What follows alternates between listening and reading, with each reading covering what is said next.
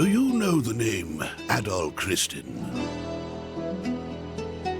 Ah, Adol Christin.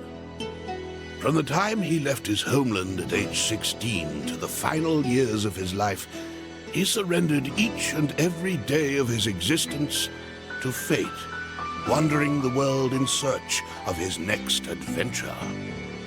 His exploits have been meticulously chronicled in over 100 volumes of personal travelogue, detailing where he'd been, what he learned, and what he accomplished thereat. These are not tall tales, but factual accounts. Each volume is comprised of a simple, honest assessment of events, with an emotional detachment that affords the reader a certain degree of personal interpretation. Yet, despite Adol's dry and humble candor, all who read of these brave new worlds, these exotic landscapes and encounters, come away from the experience deeply affected. Indeed, it is as if the reader is right there with him, feeling just as he must have felt. The events I shall now recount took place a mere 3 years after Adol Christin set out on his first adventure. Collectively, these accounts are known as the Felghana Archives. I invite you to take up Adol's sword as if it were your own, and allow yourself to become immersed within his words. Imagine if you were he.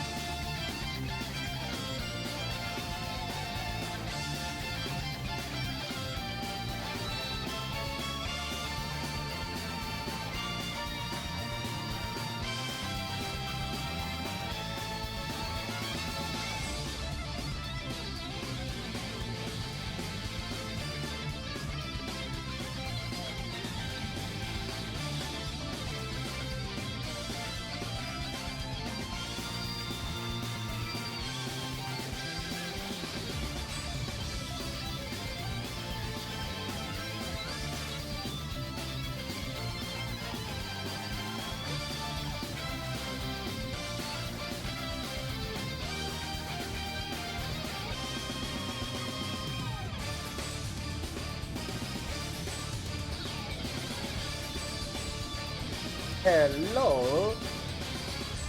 Good evening. Konbanwa. And how's it going for you? I hope you have been having a good day so far. For me, well, it haven't exactly been the best of the days for me, but for the most part it's been quite alright, even if there was a little something that made me go a bit meh, but I'm feeling better now, so don't worry about it.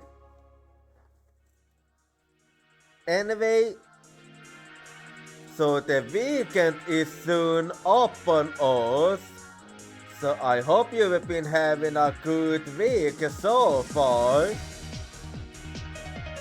For me, it's actually been quite a good week for me. And we're gonna be playing some more Ace Attorney Ace Attorney Investigations Miles Edgeworth today. But before we do that, so since it's Friday today, you probably wondering what we're gonna be thinking today. Well, I tell you. So just give me a little bit.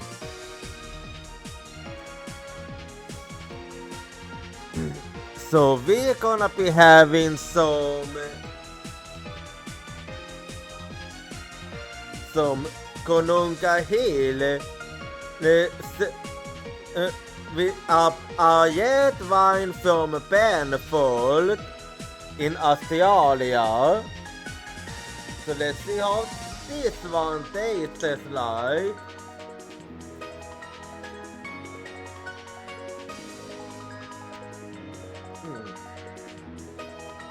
It is tasty, yes. And we're gonna mix it with some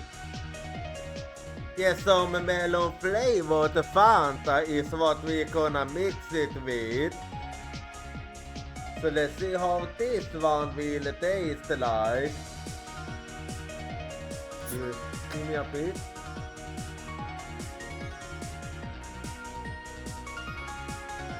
It's a banger. And let's see how we mix them both together will taste like now. So there we go. Let's mix them together, huh?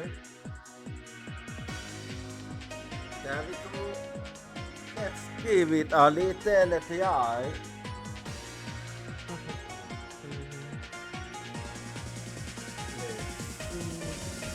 Let's see how then.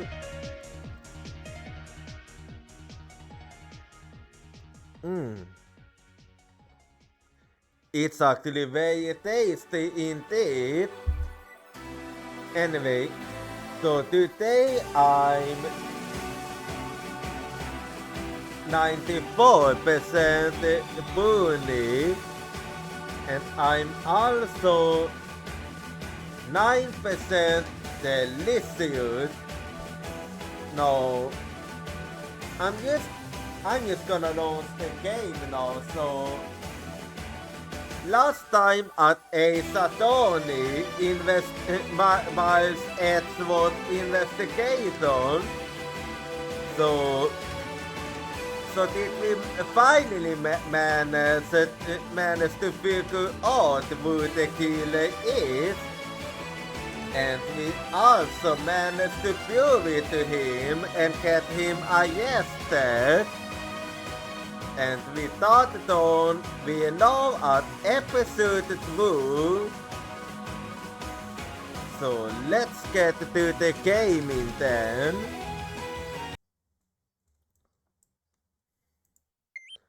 So there we go.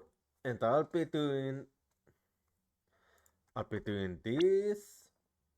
And of course I forgot to do that. And I'll do this and this and this. And there we go. Let's get to the gaming.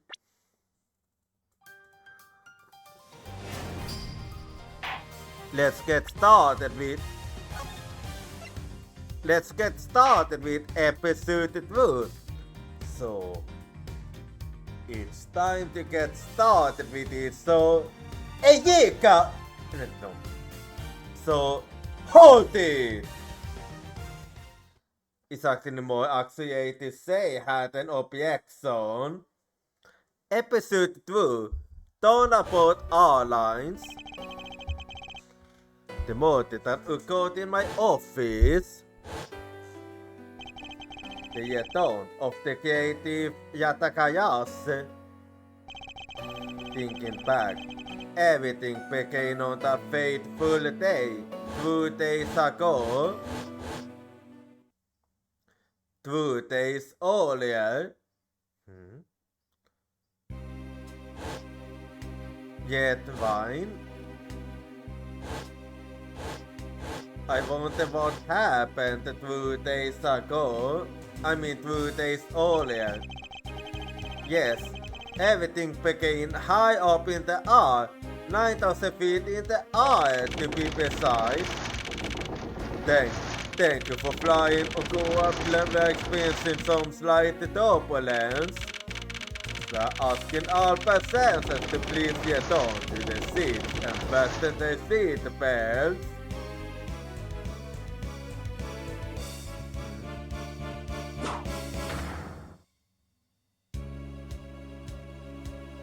So what happened actually?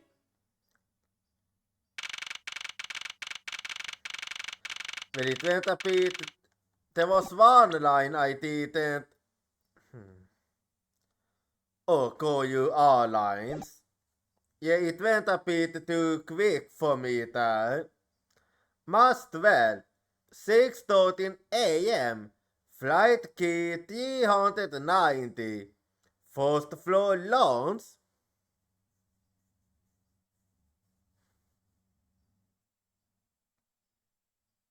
Do all planes like this actually exist in real life? Because I have never seen a flight like this before. Even less one with an elevator. Maybe it exists, maybe it doesn't. Most likely it doesn't exist in real life.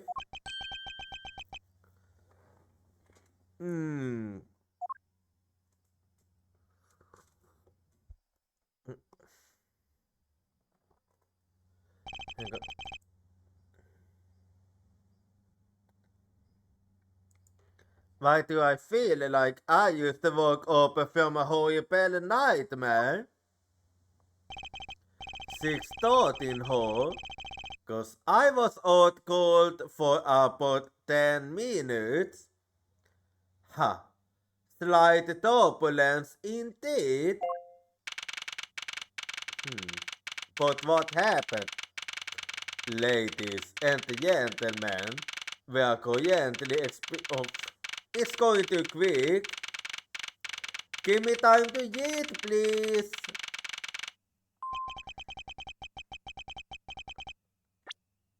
Ladies and gentlemen, we are currently experiencing some slight turbulence. For your safety, we ask that you get onto your seats and fasten your seat belts. I suppose turbulence is to be expected on a flight. Still, this is one crazy flight, I tell you that. Admittedly, I'm less than comfortable with anything resembling earthquakes. If you have played the original trilogy, then you will understand why. It's because of something that happened to him.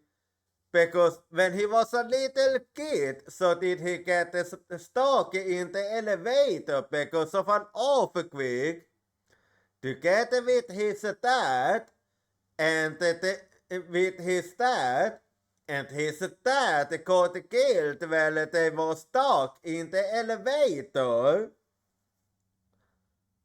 For the ones that didn't know. Hmm? What's that? Hmm? What's this? A travel wallet? But it's not mine.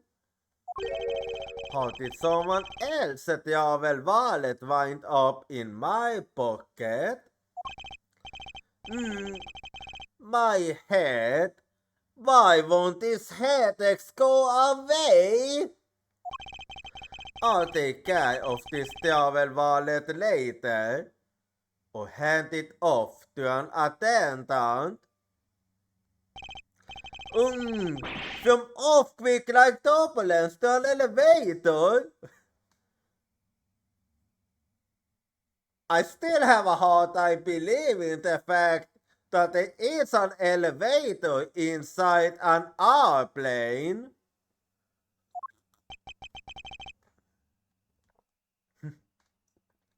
Take it easy. What am I doing hesitating like this? Actually, I know full well why I hesitate. It was when I was still but a young child. I was caught up in a murder that happened in an elevator. But how long am I going to let my past haunt me? It's just an elevator. I'm a grown man now. I need to behave like one.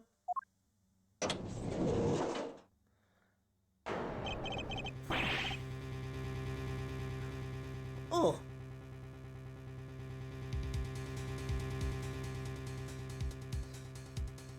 Of course they do this. Of course they do this. What the? What in the world happened? Oh, this isn't good. Now they're gonna think that Edgewater is the killer. Is there something wrong, sir? I must ask that you please get on to your seat.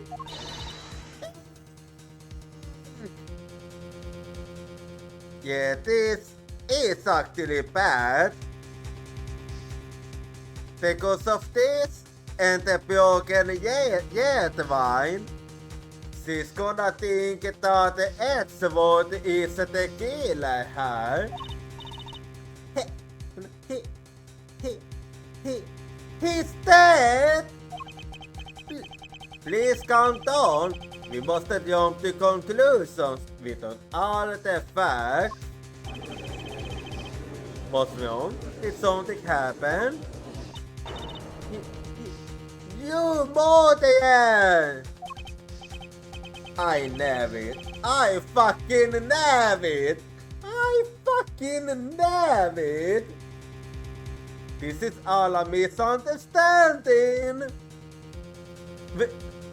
No, you have it all wrong. It wasn't me.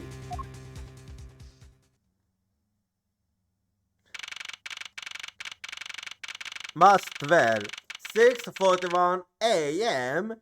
Flight key 390, second floor, first class.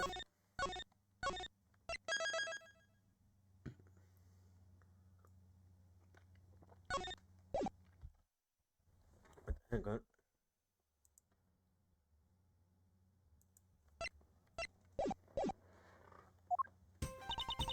Everyone, I am sorry to interrupt, but I have an important announcement. I'm one of your flight attendants today. You thought the nail. Unfortunately, we have just had a minor accident on this flight.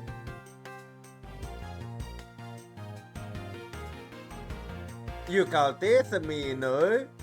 I bet so it's more than minor. An accident? Don't eat us like we're stupid. I got a glimpse and it was a murder. What? Murder? What's going on with this flight? Everyone, please calm down. There's no reason to panic. This flight will stay on course and make its scheduled landing. We are still currently in the middle of a huge patch of turbulence. In other words, we have until it lands to clear our name. Because definitely they're gonna call it the police once we land. And the moment it lands, we're gonna get arrested if we don't manage to clear our names. So until we are out of this area of turbulence, I ask that you please remain seated. But someone was killed, right? I mean, what about the killer? Let me off. Well, if you can fly, go ahead. Please, there's no need to feel it eaten. We have already apprehended the culprit. I'm telling you, I'm innocent. I ask that everyone please remain calm. What the heck is he talking about? Why should we remain calm? My name is Miles Edgeworth. I'm a prosecutor, and I assure you, I am not the killer. Well, there is one thing we can say for certain, that the actual killer is still on this plane, unless they can fly. Ha! Being a prosecutor doesn't make you incapable of murder, buddy.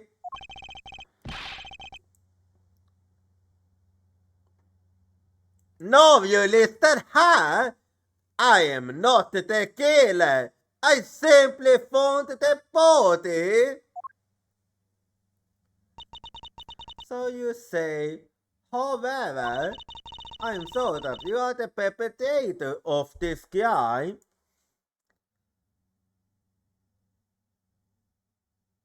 And why are you so sure of that? I swear on my honor as a professional flight attendant. I need a new headset. Well, I might get a new headset tomorrow, maybe. Oh, is that right? I know what I saw. And there's even very strong incriminating evidence to back me up. What kind of incriminating evidence is he talking about? Evaluating audit the pupil authorities at our destination. Yeah, I had a feeling. Until we land, you will remain in our custody by the powers vested in our captain. I'm very sorry, but please understand our situation. Your situation? I'm more concerned with mine and the direction it's going in. I'm not about to use the sit idly by when I get accused of murder. Mr. Tenayo, is it? Yes? I was wondering if you might give me a chance. A chance? To do what? A chance to plead my case. And a chance to ask what you meant by incriminating evidence used now. Yeah, that one makes me really curious. Quite a long silence. To accuse a passenger of such a grave crime without allowing him to give up proper defense. Can the professional flight attendant inside of you jälikaltis akson jaitius. You have a point. Good, vi managed to convince her. Very well. I listen to what you have to say, but beware of what you will. I'm afraid you'll only look even more suspicious if your explanation fails to satisfy. Well, I do my best then. I also do not have the time to deal with you all day, so please make it quick. Of course, as you wish. Good, very well then. Let's get started. I know for a fact that I didn't kill that man in the elevator. What I don't know is what sort of evidence she has up her sleeve. So we're gonna need to be very careful here. But I'm certain it doesn't fit with how the crime really occurred. Well then, have we gotten what Mr. Stenario saw? I swear to tell the whole truth as a professional flight attendant.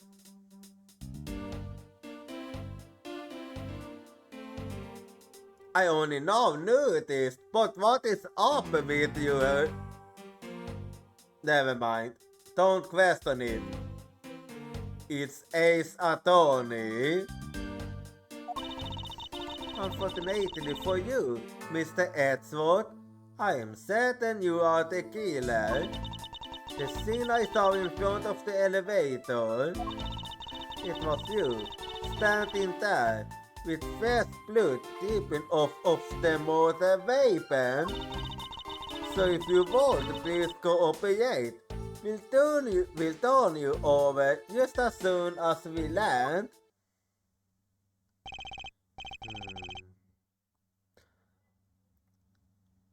The statement of hers about the motor weapon, I sold the focus on that.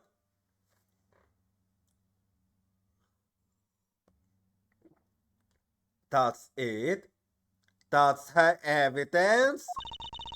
I thought if you could ask for a more perfect witness testimony. I've seen better. What did you agree, Mr. Edgeworth? Not really. It's hardly perfect when there's a gaping hole in it.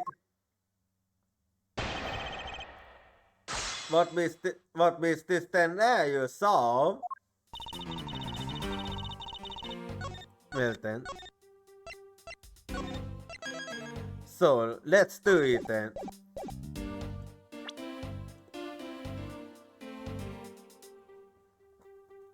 Well, before anything, I should see what I have. So, security spades, proof of my profession. Proof of my profession. However, I prefer to keep it in my pocket.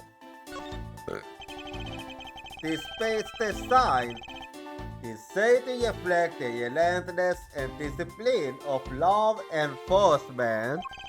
It comes from the authority vested in us as strict protectors of the law and executors of sentences, most like harsh winter frost and blazing summer days. The way it is to identify oneself as a persecutor, but I have no interest in doing so. This is interesting. Its persecuted space is engaged with a number of its owners on the back. Numbers, as if we're not human on the inside like everyone else.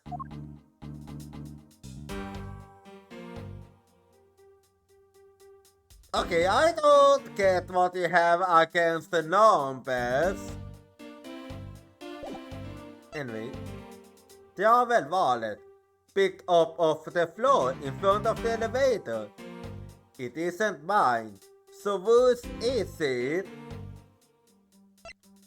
Crime scene footnotes. Body found at 6:15 a.m. inside the elevator. Stopped at the first floor lounge.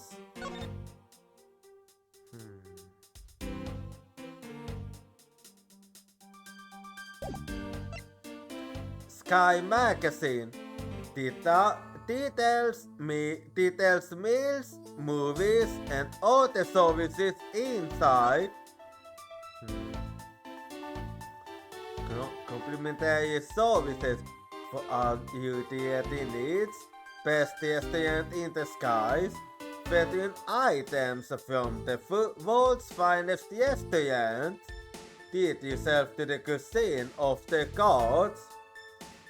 Flight 89, 10, 12, 2, 4, 6, 8, 10, 12, 2, 4, 6, 8. Meals, drinks, movie. All time zone correspond to over the departure time zone. Welcome. Thank you for choosing Koyu Airlines. We wish you have a pleasant flight. If you require assistance at any time, please use the call button above your seat, and a flight attendant will be with you shortly. Meals will be served at the time zone, but the complimentary snacks and things. Okay, what is it? No idea what it says after that. Anyway.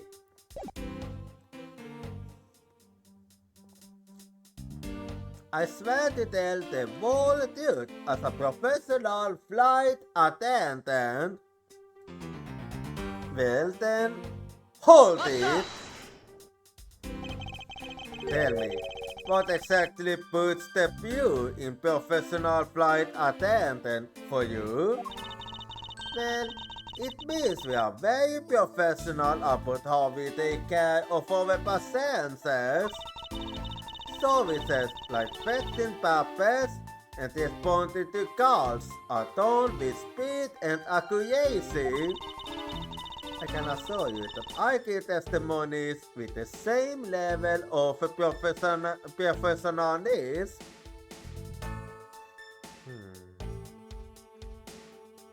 I hope you mean it. But I'm sure you have already realized that by now, right? Okay, why are you smiling like that? It's a bit hard to appreciate your professionalism when I'm the one on the suspicion. And there you have it. A professional testimony is accurate and reliable. Whatever you say. Unfortunately for you, Mr. Edgeworth, I am certain you are the killer. Hold it! What makes you so certain? You certainly seem so of yourself.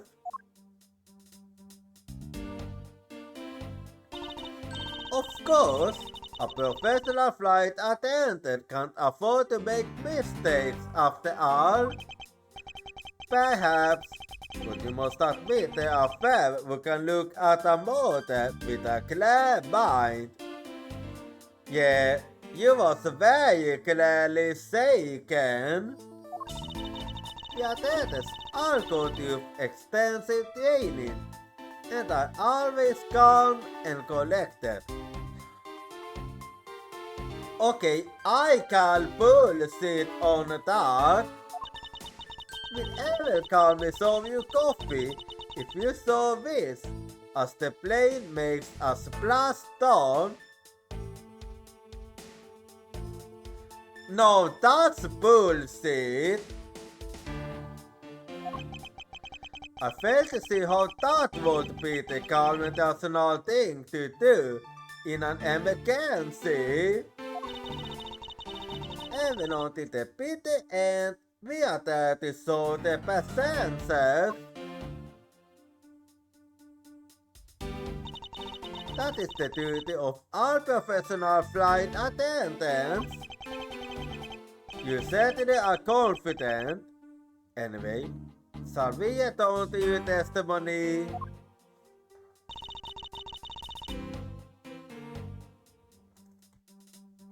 The scene I saw in front of the elevator? Yeah, what about it? Hold it! Yes, what did you see in front of the elevator? That's what I was just about to tell you, Mr. Edgeworth.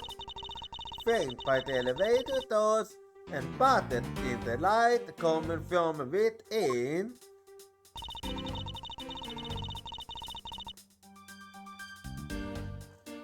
It was you standing there, with fresh blood dripping off of the motor weapon. Yeah, you still haven't told me what the motor weapon is. So, hold it! The motor weapon? Dripping with blood? Really? No. I swear that was the grisly scene I saw before me.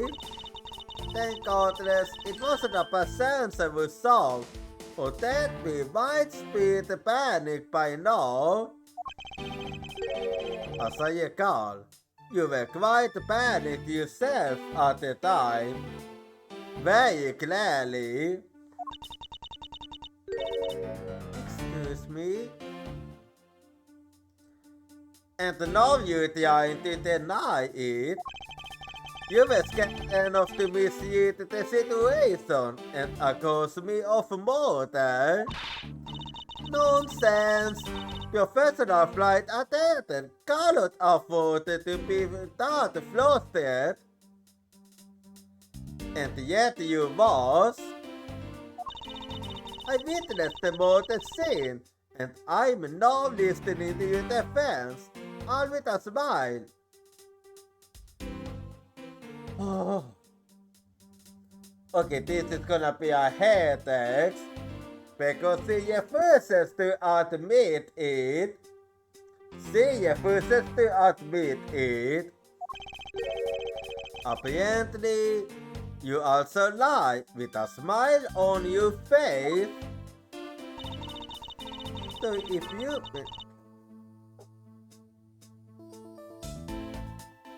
So if you won't please cooperate, we'll turn you over just as soon as we land. Hold it! I am not the culprit, and yet you won't keep the stains on me. Mr. Edgeworth, please try to understand what kind of situation you're in right now. And what exactly is my situation? I have the backing of the captain to keep you bound in this way. Yeah? But that doesn't change the fact that I'm not the killer. Yeah, within our legal right to restrain anyone who might threaten our captain mid-flight. Well, I'm sorry to tell you, but the one that might threaten the captain is still on the loose. In a sense, you're in the same situation as someone who has been arrested by the police. So I am to stay restrained until I can clear up all of her thoughts. At least I'm close. Her mistake shines like the silver lining on a dark raincoat. And I'm going to capture some of that light with evidence.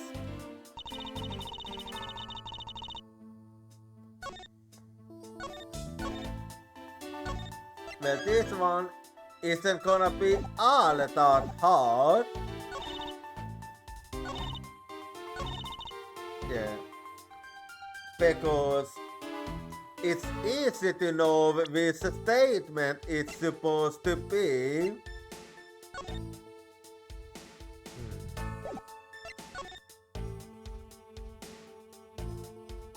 Well, that's for the...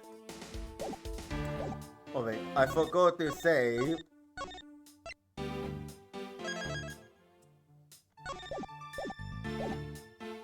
Anyway, let's see what I can think then. You must be thought, well, I'm gonna be honest. The only thing coming to mind is that Javelvalet, which very clearly is not capable of killing anyone. So I do have an objection! Because you was very mistaken in what I was holding.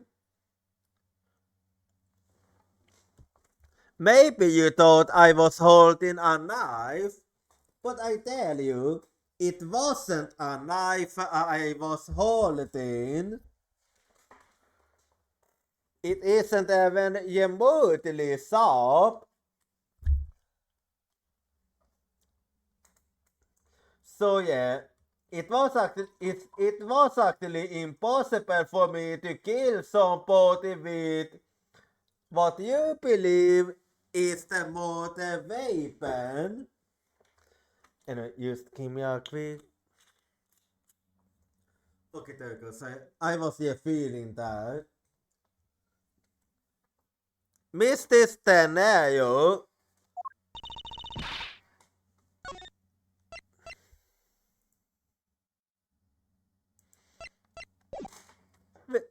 What is with the yelling all of a sudden? Oh, force of habit? Man. Well, it doesn't matter. Mr. Stenario, you say you saw the motor weapon dipping with blood. Is that correct? Yes, all the blood. Deep, deep, deep. But you didn't actually see what it was, right? Just you can't have seen a sense of chill down my spine. Sorry, but your so-called professional flight attendant training has failed you. What? I'd like to direct your attention to this. You know what this is? It's a travel wallet, right? Exactly. But it looks a little big and bulky. The thing is on me holding when I discovered the dead body in the elevator. Was this very travel wallet, Mr. Stenario? And as a matter of fact, it doesn't even belong to me. But impossible! Now then, do you still think I am the killer? That I killed him with a travel wallet? And if you did, can you perhaps explain how I did it? Because I can't think of a way to do it. But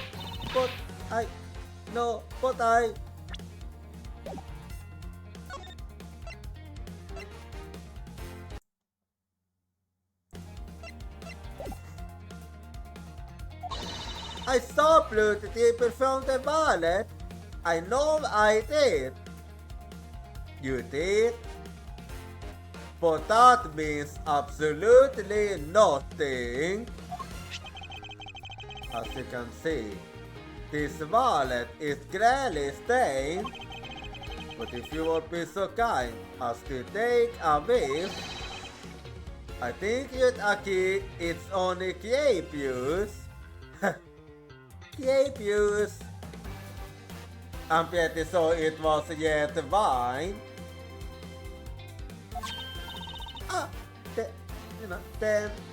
Then.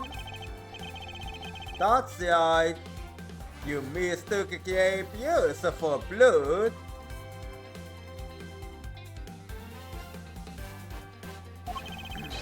The modern weapon tipped with blood does not, in fact, exist. No!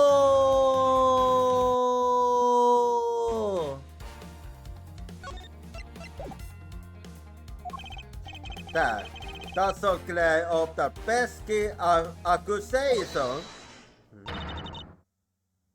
You have something else to say?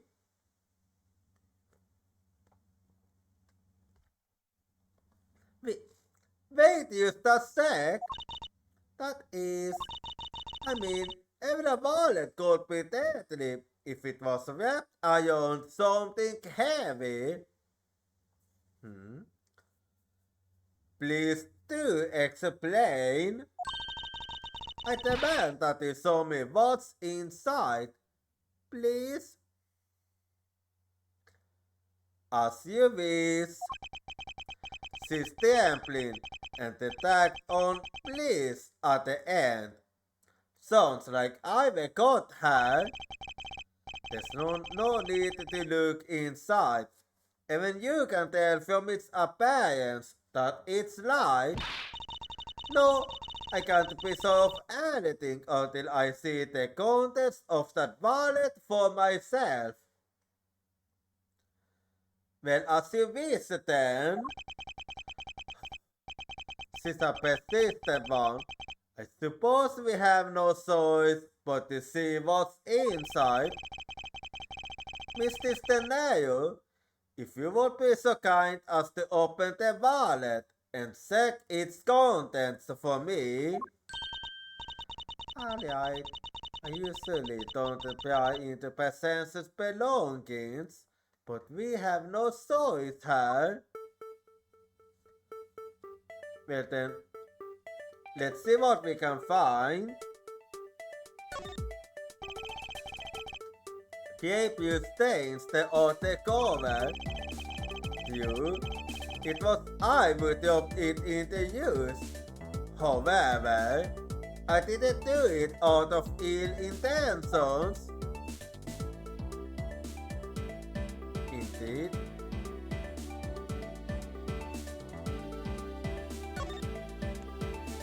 So let's see what's inside. It seems that his passport is all that's in here. Okay, so an art pack is coming up now, so we're gonna go be right back and I see you in 3 minutes.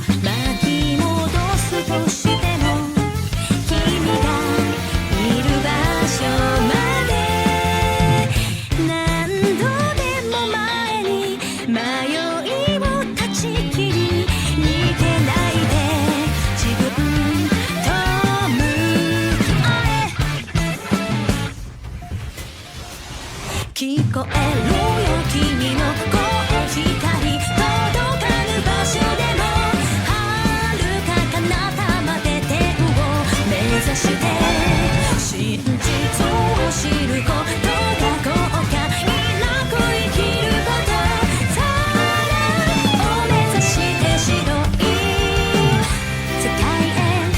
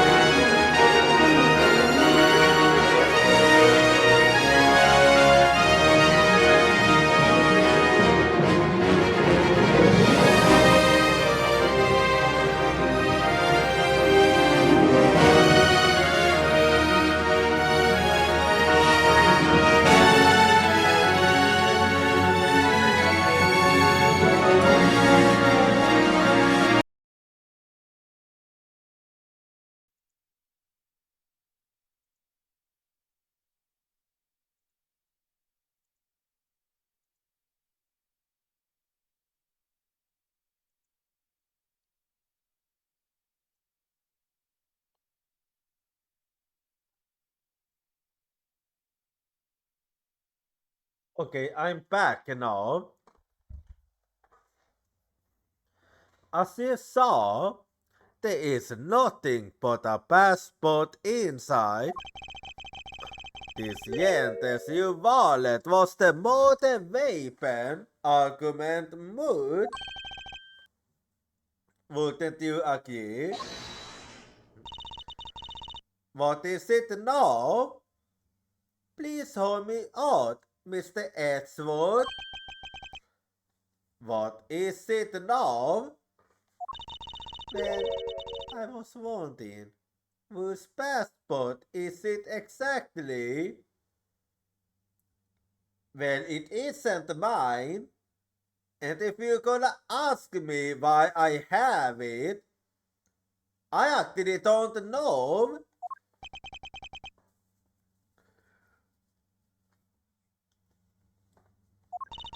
Can I take a look? Well, go right ahead, and I will understand if this makes you more suspicious. Why not? I'm just curious myself.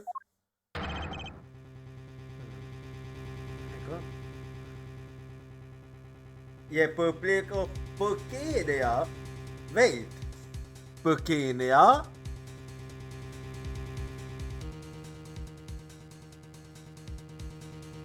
Okay, so for the ones that doesn't get it, Burkina is where Apollo's mom comes from. Passport number 122750921 Type B. Surname Hicks. Given name Akpay.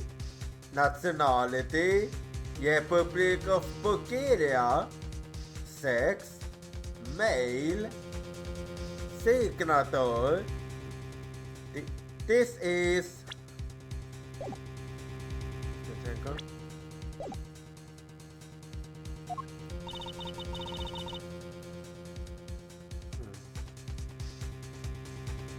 just as I thought. Wait. Okay, what exactly do you mean with that? Was you expecting this? This travel wallet belongs to Mr. Akpay Hicks. This makes it the victim's property. Mr. Hicks' travel wallet picked up off the floor in front of the elevator. There is both a passport inside.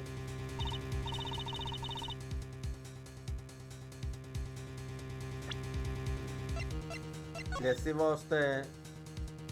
Anything else I missed?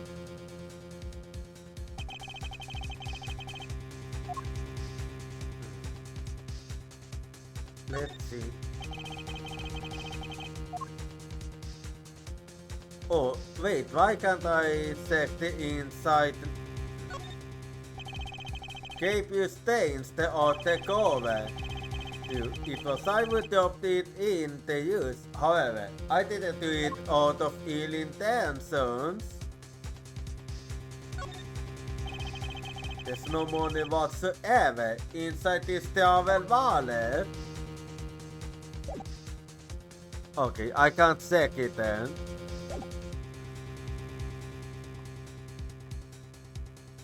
You stole the victim's wallet, didn't you? I did not, but it's hard to explain if I don't know what actually happened. How dare you?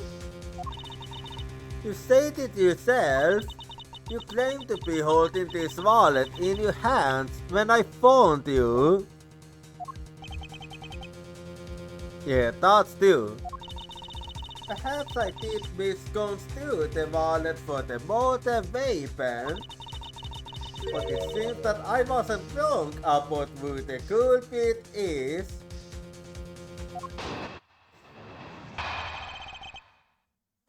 Okay, let's hold you listening then. Mr. Stenarius Loki, as you claim, the motor weapon is not the travel wallet.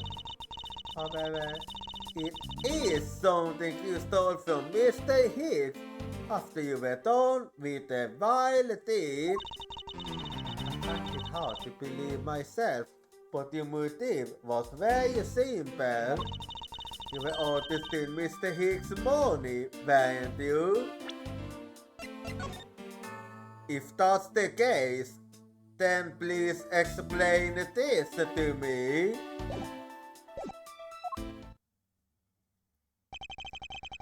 So even if I didn't have the motor weapon on me, you still suspect me, I see. You stood up at the crime scene with the victim's wallet in your hands. How can I turn a blind eye and not suspect you of foul play? Mr. Stenarius Loki.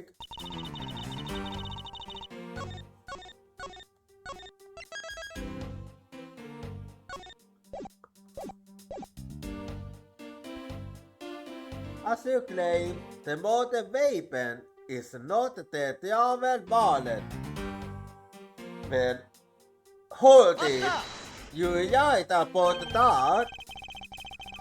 So did that be the proof enough for you that I did not murder the victim?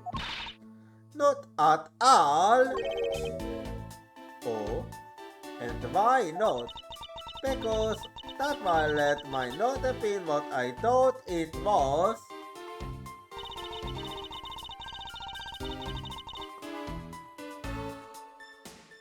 However, it is something you stole from Mr. Hicks after you were done with the wild thief.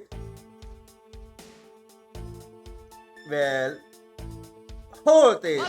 I didn't steal it. You think I stole it? Yes, I'm very sorry to say it, and I wouldn't usually be so rude, but it must be said. I thought I'd see the day, but here I am calling up a sensor a thief. So you're okay with calling us a murder, but not a thief? Maybe I should put on a serious face and say it more directly. I believe you removed the wallet from the victim's personas. It really doesn't matter how you phrase it. It says nothing. What I'd like to know is why you think I stole Mr. Hicks' wallet.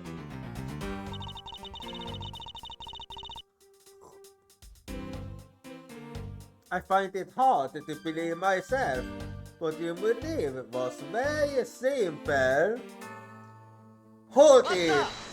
Please tell me what the motive was. I don't think I have any sort of motive to speak of. I've never met Mr. Hicks before, and our only connection is this one flight. But that is more than enough of a reason. How do you figure? He was sitting in first place, and I think the implication is quite clear.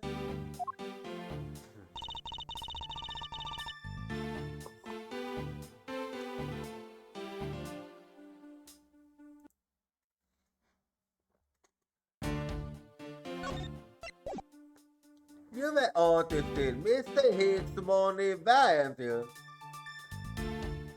Hold it! If that's the case, Then how come the money is inside the elevator? You think I was after his money? Vet inte kukamami ate kommer från? You are also a passenger in first class, but I thought something was off about you. And those deeply etched lines on your forehead.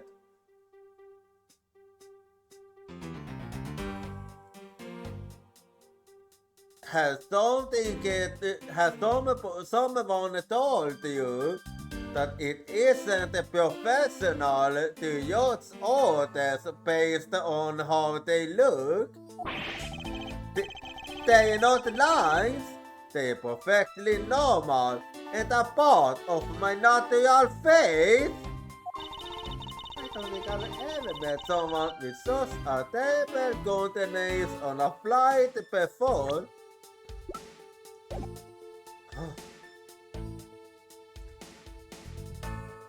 Please don't be so judgmental. And that's when it hit me. You have the face of someone with body trouble.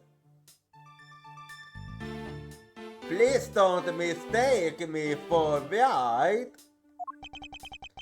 See, Jelly is making a fool of herself, pursuing this line of logic.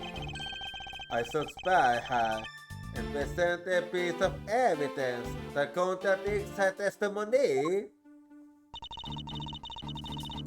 Well then, let's do it. It's actually gonna be very easy.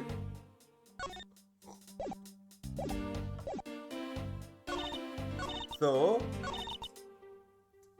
you want the proof that I didn't steal his money? Well, I give you the proof. So here you go. Objection!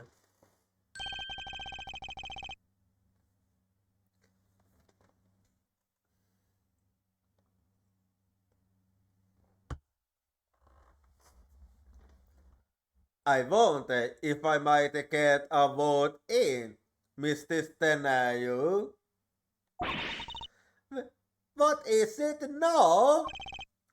Mr. Stenayo, I wonder if you noticed the contradiction within your own testimony. What are you talking about? It's simply impossible that the motive for this murder was monetary thief, because if that was the case, I would have the money with me right now. One glance at the crime scene told you that. What about this scene would prove that the motive for the murder was not the money? That's very easy to tell you, so take that!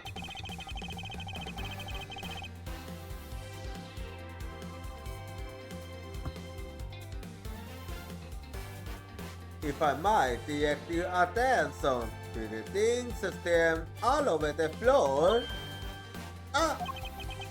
That's right. The floor is covered in pills and corners.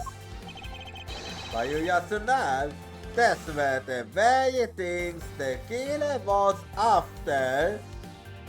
So they wanted to leave it all over the place. I think we can assume that the wallet fell during the victim's struggle with his killer. And I would think that the killer would have noticed something like money scattered everywhere.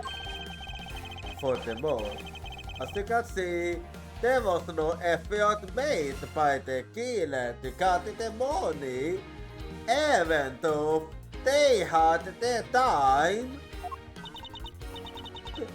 But the wallet...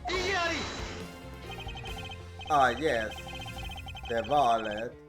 You will also check out that the only thing in it was Mr. Higgs' passport. Ah! If you are really insisting that it was a crime based on kids, then you claiming that it was all for an empty travel wallet. I, forgive me, please. Well, you was only trying to make sure everyone was safe, so I don't blame you for this. Hey, what the heck? Are you saying the attendance wrong? So that guy isn't a killer? Ha! Don't believe it, everyone! It's a trick! Will you please be quiet? Mr. Stenaro? Yes? You lost your cool when you saw the dead body. Plus, the loons was dark and looking into the light from the elevator. It's easy to see how you mistook the wallet in my hand for the murder weapon. I took no offense that you thought that I was the killer. Yeah, it's very easy to understand how you was mistaken. Mr. Edgeworth, thank you for releasing me. And now, now the actual killer is gonna get what they did.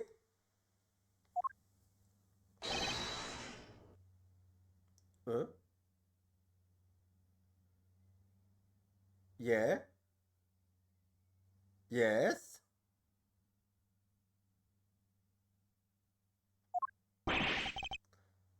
What is it now? Okay, what the fuck are you saying? What the fuck are you actually saying? Because I don't understand what the fuck you're saying there. Mr. Stereo, if you could please translate, I'd be most obliged. It sounds like Bulgarian.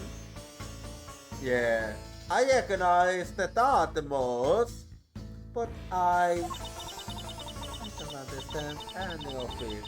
There's another attendant on this flight, Wu. You must be talking about Mr. Higgs. Sadly, he is no longer with us. Ah, so you do know English? Well, that saves us the trouble. I say that he is giving the yellow boat. I don't require an interpreter. I speak English just well, see?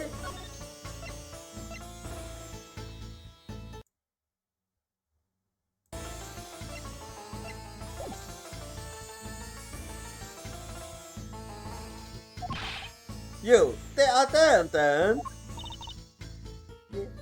Yes, sir? I want this person to be on the IS until we arrive at the airport. But I used to prove that I didn't do it.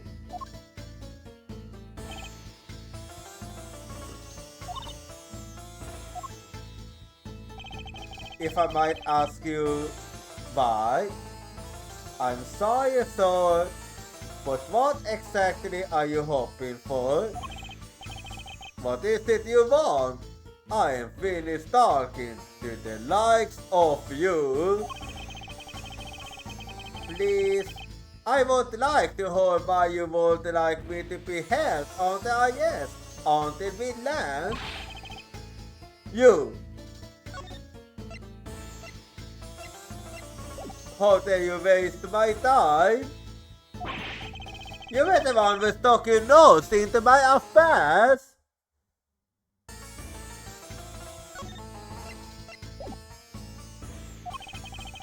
I wanted to spend even at least 1 more second with my precious art. I have no time for all the things.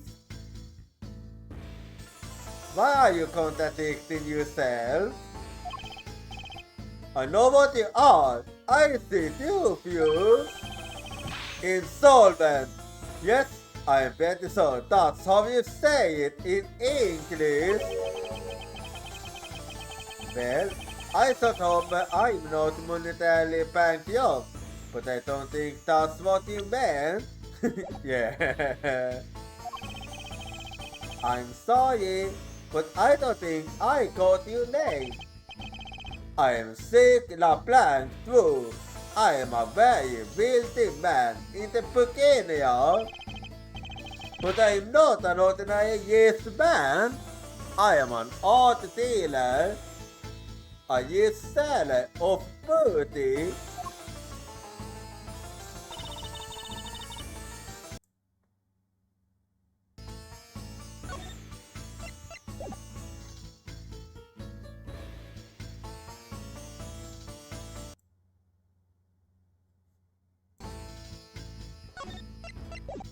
Mr. LaPlank, what did you mean used to know?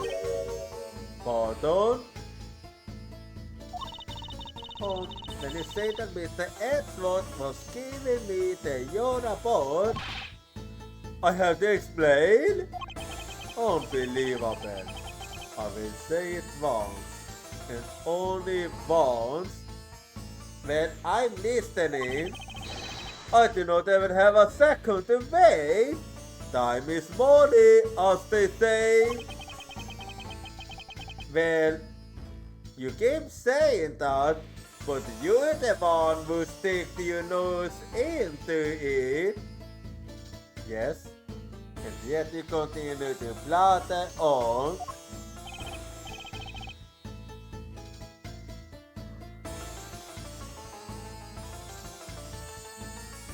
I saw it.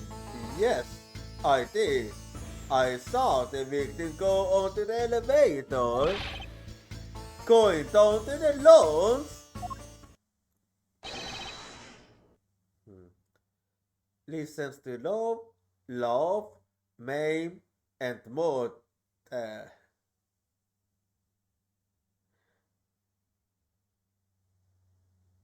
Okay, what am I ever gonna say? Yeah, I don't know what to say. It was exactly at 6 o'clock.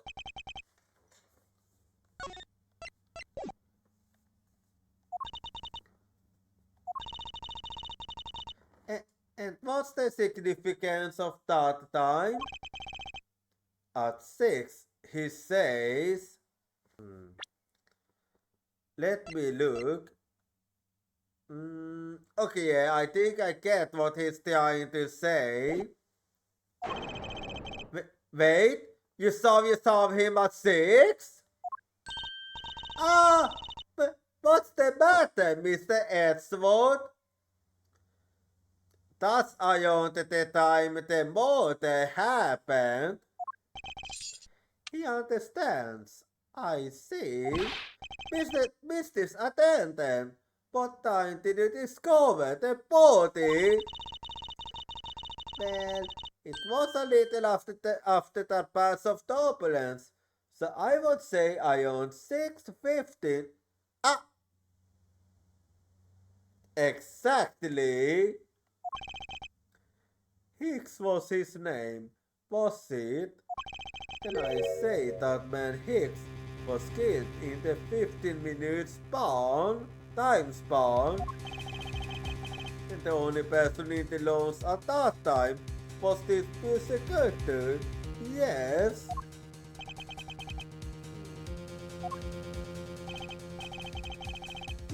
Yeah, I was in my seat the whole time. Me too. I was watching the movie and enjoying a fine glass of grape juice. I was still eating, still haven't finished, see? Because you eat a fuck ton. So the presences have an alibi, so you have no problem with them, I suppose? No complaint, I see. Not a single vote against this. Yay! I have no way of discounting what you have put forth at this point, but it wasn't me. Oh, so you say, but do you have, what do you say, the evidence? Mr. Edgeworth, are you really the good bit after all? I am not. Mr. LeBlanc, I suppose you are quite certain in what you saw, enough to give testimony. Of course, I was looking at that man the whole time. He was playing with an annoying little small machine the whole time. Let's see.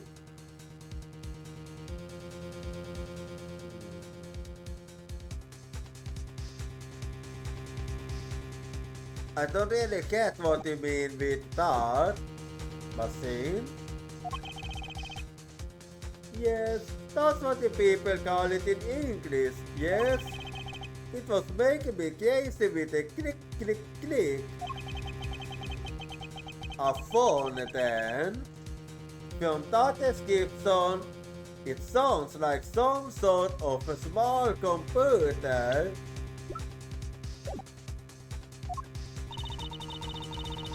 I believe what Mr. LeBlanc is talking about is a cell phone. I have to say that I did see him playing with it quite a bit myself. A simple cell phone, a laptop or organizer I can see, but that's kind of low budget. I don't really get what you mean with that. I hate that nosy little machine in his hand. Not a fragment of beauty. All it produces is ugly sounds. Anyway, I know what I saw. Mr. Stenayo. Yes? I was wondering if I might be grant the permission to examine the crime scene. But you want to examine the crime scene? Yeah. If you would grant me a little bit of time, I'm sure I can produce the yell cool bit. I don't like the sound of that. Fox in the dog band. Yes, I think that is how you say it in English. Is fox caught in the hen house? And I believe my innocence was proven earlier. And if I'm given the chance, I can clear up all the remaining doubts. It's all up to you. Mr. Stenayo, if you wait until we arrive, there's a good chance that some evidence will have been destroyed by then.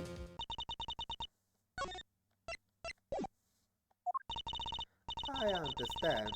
Let me see what the captain has to say. Ha! This should not be abused. Please, Mr. LeBlanc, in an emergency, all decisions are to be made by the captain alone. Oh, please wait here. Will I go ask the captain what to do? I'll be right back.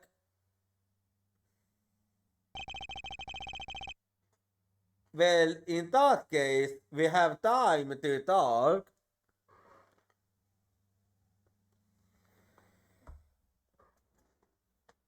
You are not planning to erase evidence when you are doing your investigation, yes?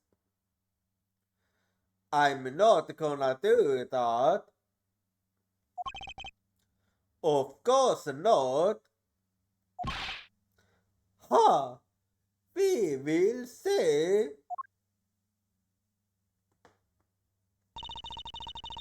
Mr. Edgeworth, you have the captain's permission to investigate the crime scene. What? Unbelievable! I am in your debt, Mr. Centenario. However, there is one condition. I am to supervise you. Can you agree to that? I don't mind. Go right ahead. Of course, I see no problem with a stipulation. It's only natural as I am still a suspect in this case. I take full responsibility and will watch Mr. Edgeworth's every move. I hope this is reassurance enough that there will be no foul play. Noted, Mr. Edgeworth. Shall we proceed? If you should need my help with anything, please feel free to use X to talk. It's time to head to the scene of the crime. The first floor lounge.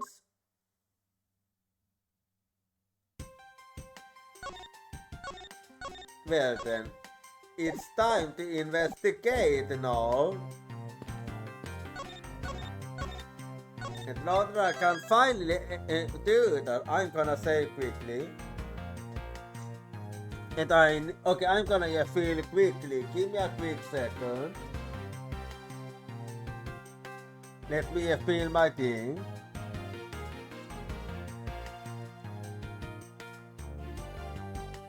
Okay, there we go.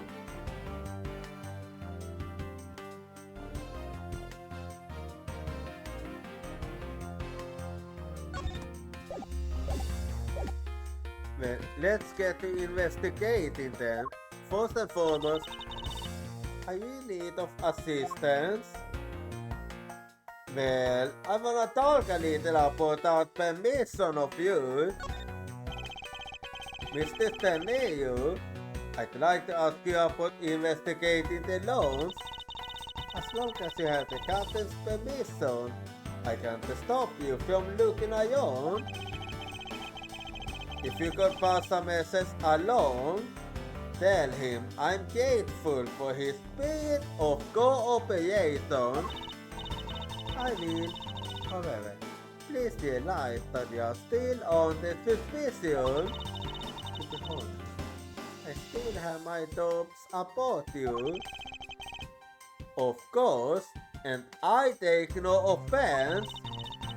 You will understand what I'm saying. I am, yes.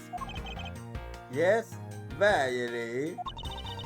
Do you think it's right you do on your honor as a professional prosecutor? Yes, I think it's right. I think it's right I do on my honor as a professional prosecutor. Well, I go start sentence start. I feel my honor as a man slowly diminishing. Anyway, let's get to investigating then. This was Mr. Hicks' seat. I don't see the machine Mr. LeBlanc was talking about. Perhaps it's in the elevator. Maybe. We should probably head on to the crime scene now. Before that, I wanna check more. Don't get... Nah. Me. You criminal. He said, don't get near me, you criminal. I didn't need a translation for that. I understood very clearly. I am not a killer, and I intend to put a start in now.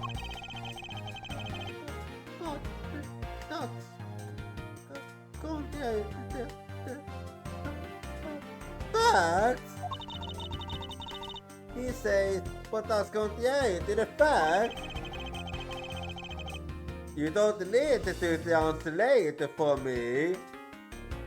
I can understand his English just fine. Thank you very much.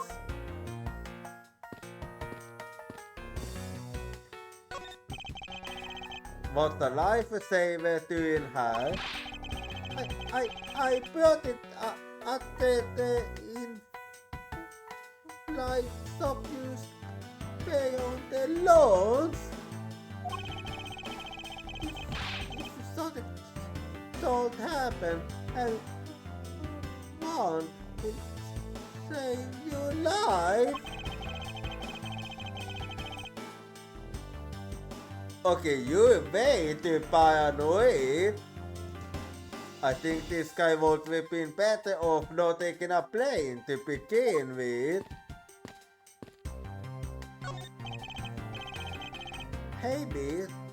Hey miss, how about another glass? Excuse me, but I was wondering if you know anything about the water. How about it? How about a glass together? He's not even listening. Oh, sorry, but I must decline. I wasn't talking to you. I was asking the good attendant. Completely ignored. I'm sorry, but I'm on the clock right now. But if you need a refill, I could be happy to pick you another glass at any time. You got it, Toots. That's no way to talk to a lady. Used to let him be.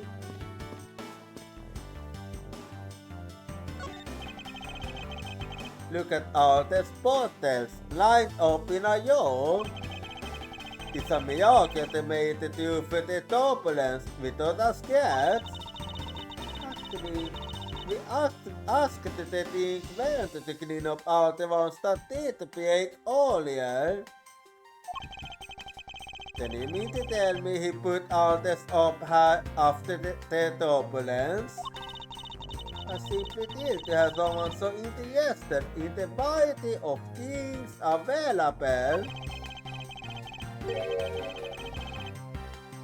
Well, I'm kinda worried about his health. I don't think anyone should think this was. There is such a thing as overhydration. Well, no need to worry about that for now.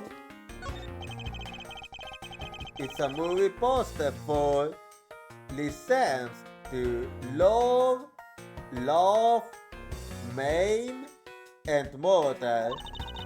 That's a Korean online sponsored movie. It's a suspense, heartfelt action, romantic horror comedy flick.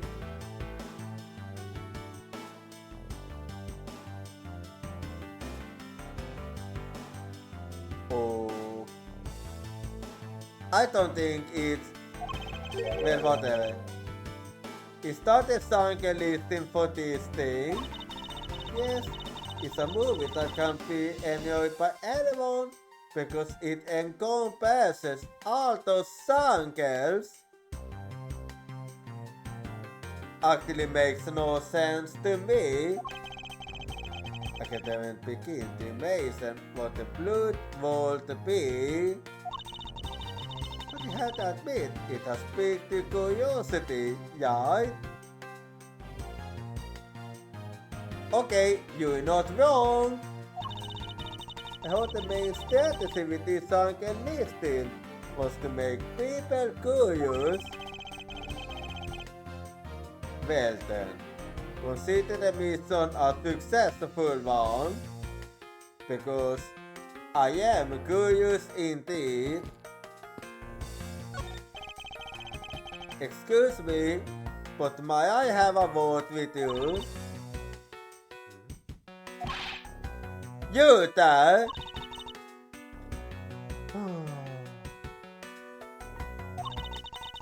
If you need something, please ask Mr. Yuta over there. Okay. What the? Hey! Wake up, you! I'm deeply sorry that she's been so rude, Mr. Edgeworth. No need for you to apologize. I used to find it hard to believe she's asleep on the job. If I were her boss, I'd see to it that her salary was good so low that it was in the air. And then she would think about sleeping. How did you find your meal to be, Mr. Edgeworth? Come to think of it, I forgot all about it. I must have been asleep or something. Oh, I'm deeply sorry. Let me prepare you something right away. It's not even your fault. What are you apologizing for, Mr. Stenaro? I'm afraid in my professional duties by letting a patient go hungry. I never said I was hungry. Please help yourself. If you see anything to your fancy, feel free. I think I'll take my time later. After I resolve this case. Thanks. Mr. LeBlanc seems to be protecting the Gargantuan ways on this yacht closely. It's a marvelous war stuff, isn't it? Yes, I dare say so as a professional attendant. What does it have to do with anything? I don't think there's any real connection between a piece of art and being an attendant. But I'm not just any old attendant. I'm a professional flight attendant. I know. As if there was such a thing as an amateur flight attendant. Hurry up and investigate! Time should not be wasted! Precious is human time, is how you say it, I believe. I don't think so. Anyway, investigate a bit. It's my seat, unfortunately. I didn't think anything particularly useful for an investigation. It's not as if I'm constantly prepared for such a thing to occur.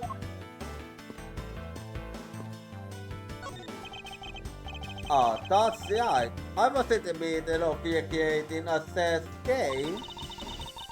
Just an observation. But aren't there too many yet nights I own the title on the blue bond? Nonsense. It simply shows that the blue bond is no match for the yet night might. Oh, please.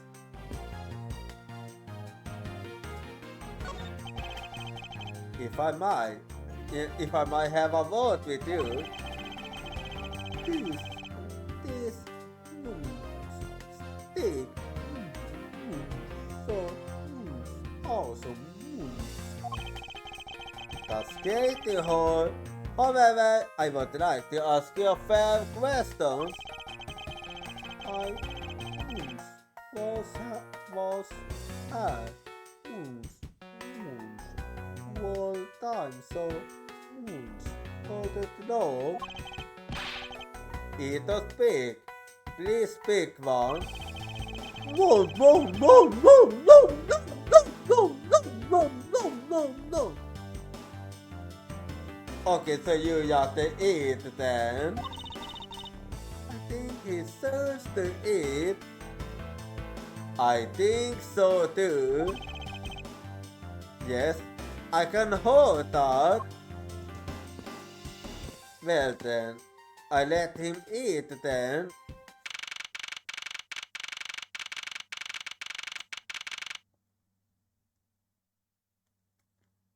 I accidentally spilled the ink on myself. But whatever.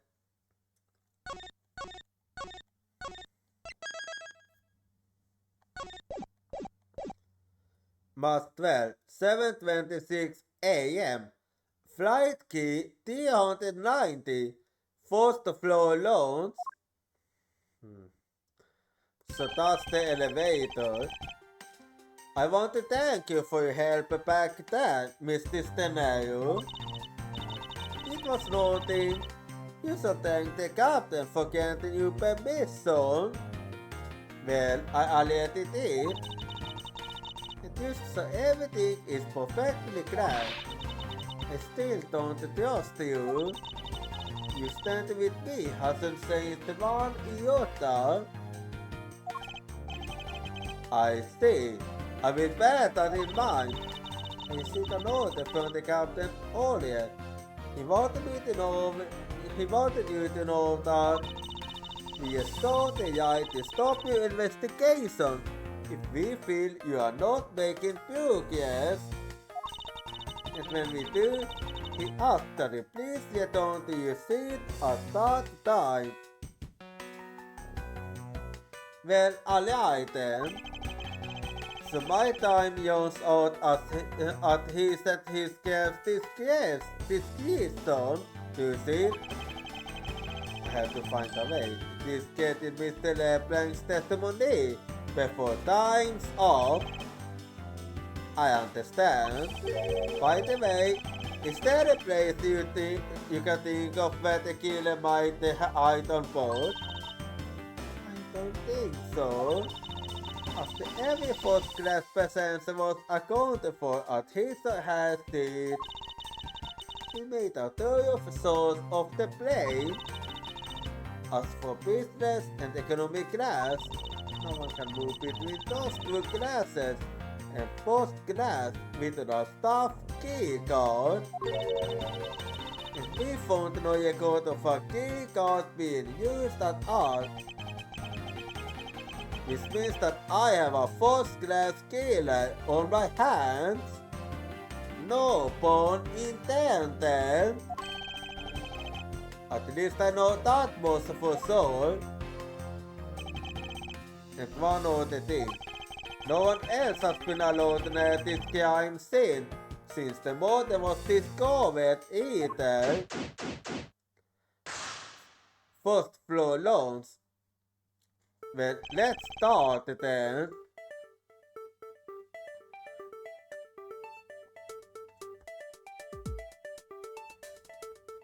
Now then, let's get started. But where should we start from? Let's start with Mr. LeBlanc's statement. The crime occurred between 6 a.m. and 6:15 a.m. During that interval, the only person in the lounge was myself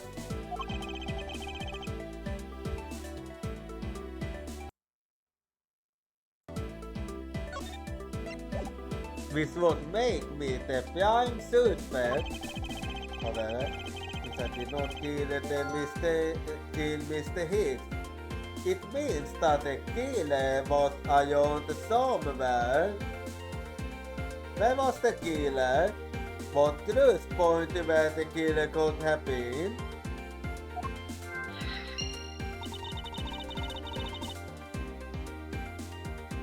If we are to believe what you say is true, then yes.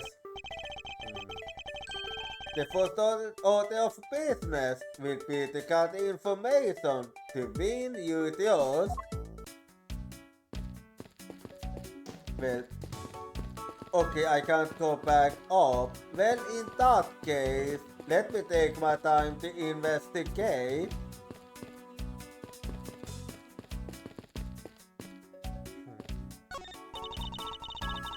This piano is the pride of this place. It can play the music of whatever city we insert into this city drive. Huh? Okay, what kind of high-test piano is this? That's not a piano. It's more like an overgrown music box. But it's this that pairs along with the music. As though there really is someone playing it. Some people have entirely too much money to waste on overly complex toys. Anyway, an earthquake is coming up now. So we're gonna go behind the back and I see you in 3 minutes.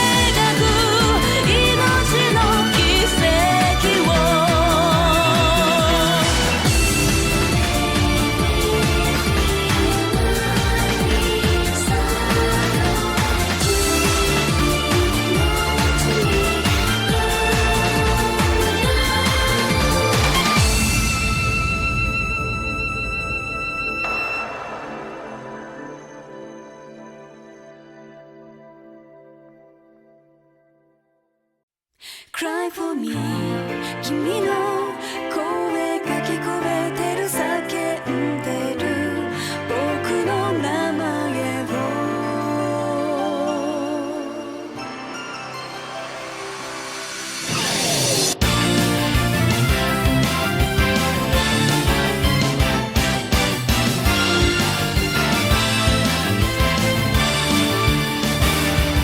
強がってた夢は見ないと失うのが怖いから夢捨てればそれで何かを作られる気がして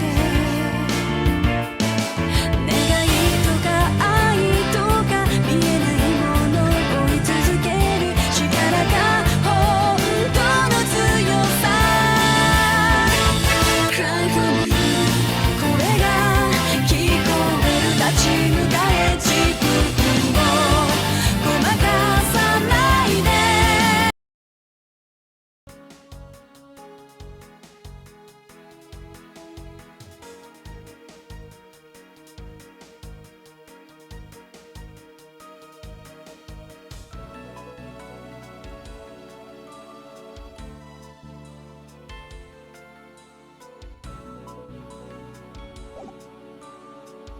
Okay, I'm back now. So let's keep the investigation going. The spotters and glasses must have been broken by the turbulence. There's quite a bit of broken glass here. Please be careful when passing through the area. Thank you very much for the warning, Mr. Edgeworth. However, no matter how kind you are towards me, I know, I wasn't trying to. Not that it is not clear up any suspicions I have about you. I wasn't warning you for the sake of clearing my name. This door leads to the flight attendant's room. Please understand that it's off limits to unauthorized personnel. The room is given off the scent of a woman's bathroom. One would think the bathroom would smell great. However, to me, it simply smells.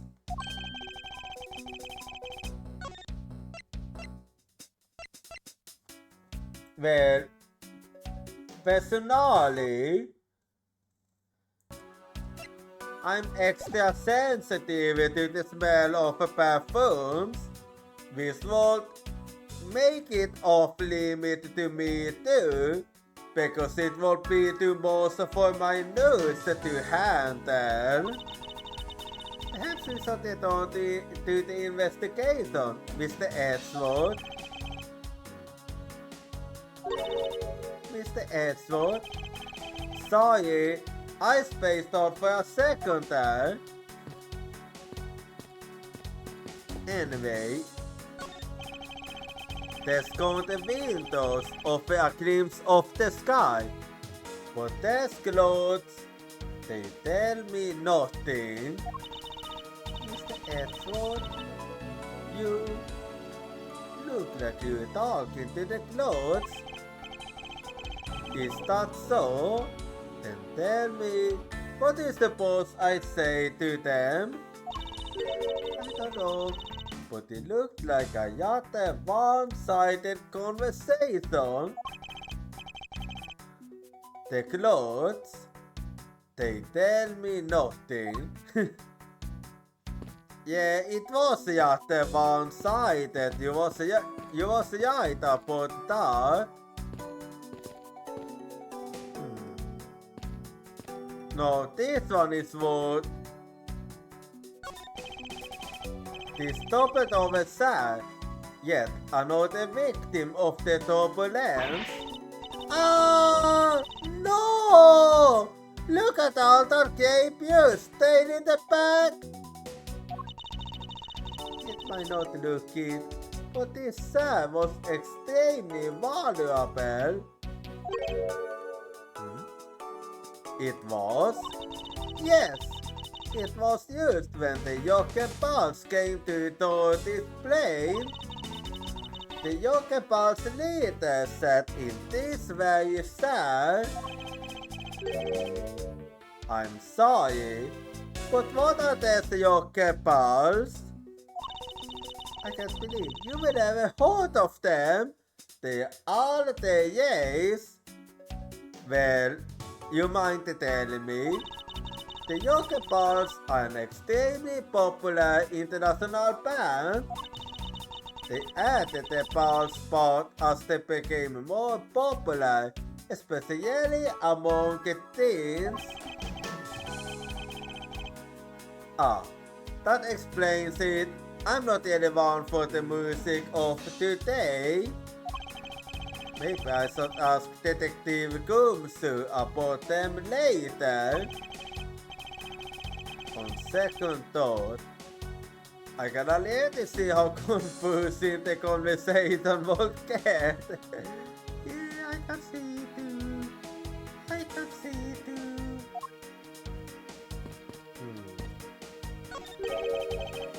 What or who is this?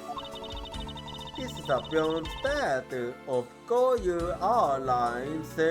Of the founder of Goju Airlines, Mr. Ugo Husef. Who says so? The one on the left is of when he was 40s, and the other is of him in his 80s.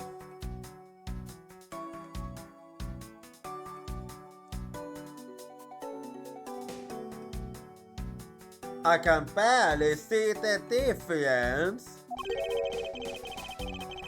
Did the man age at all over those 4 decades? Maybe I need to squint more. Anyway, glasses and candles don't need to desire by the turbulence. It's been a while since I've seen this big of a mess. It's terribly embarrassing, but I thought it was an earthquake for a second. I did the same mistake. And I vertically started sourcing for cars and waves to sort off. I thought the second of the plane was bad enough to be mistaken for a real earthquake. Not that I want to know, since I was unconscious for most of it. The in-flight soap is used beyond the shoulders, but we don't have permission to open them, so I'm afraid I must leave them closed. They must still be closed to be found high in these lawns. I must remain ever vigilant. A pity that a beyond starter knows not when good thing has been spilled at its feet. This is a statue of our founder, Mr. Ugo Husef, who was a big fan of grapefruit. I thought he would be guilty if he knew so much grapefruit was had at his feet. I see. Is that a hint of hair worshipping I detect? I think it is.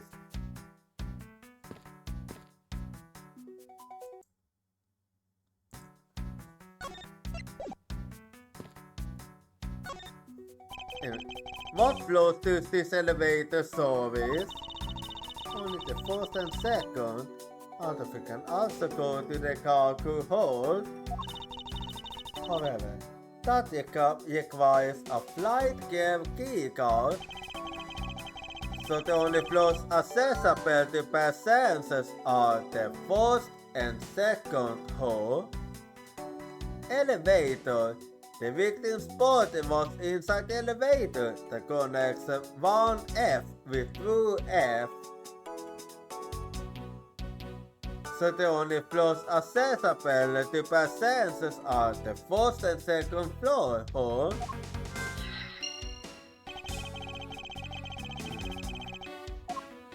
Well, let's dig deeper then.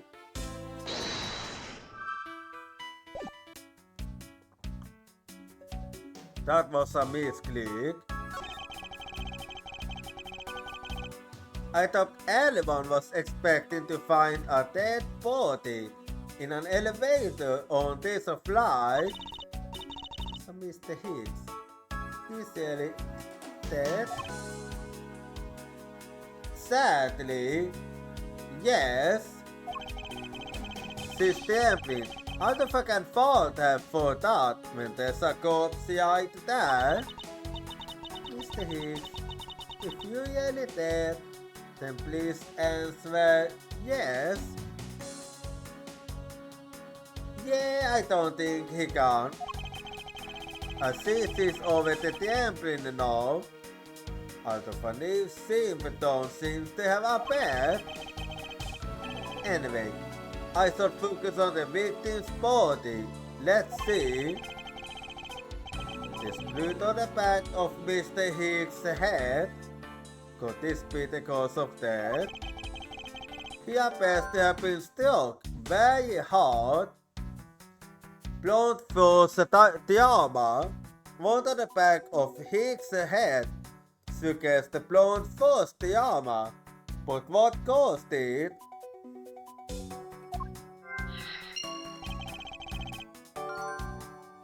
Even his glasses are broken. Broken glass. The victim's glasses are broken. Were they broken during his murder?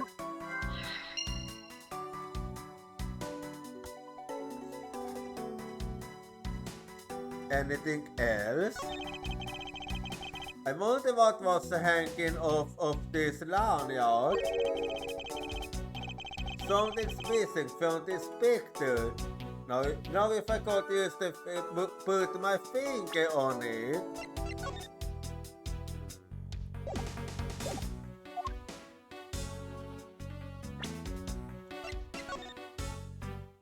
Yeah, I don't see a difference myself, so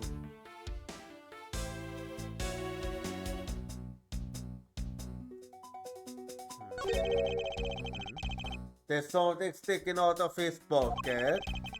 Hope he won't mind if I take a look at what's inside. It's a picture.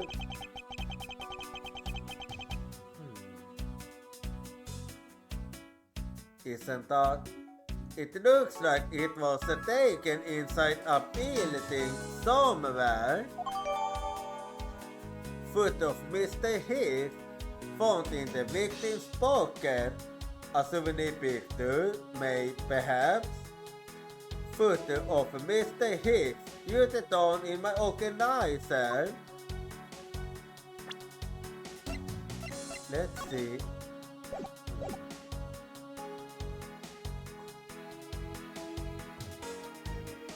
Anything else?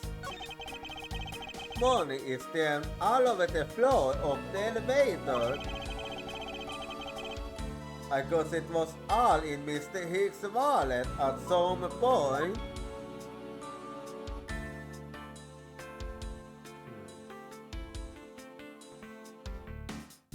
Okay, the cards means nothing then.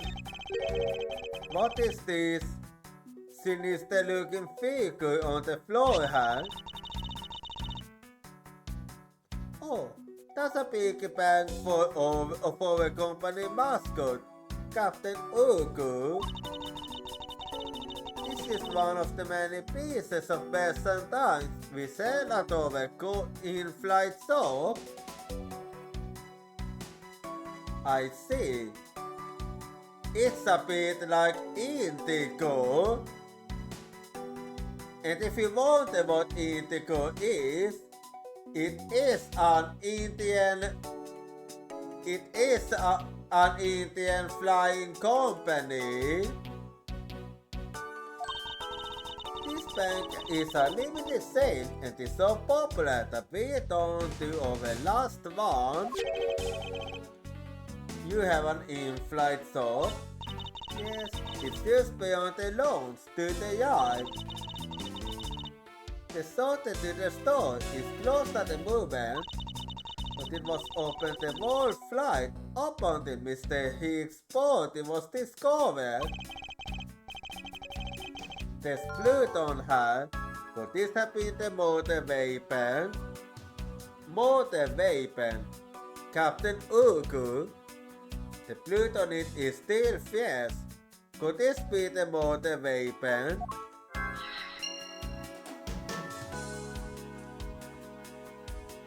Is there anything else?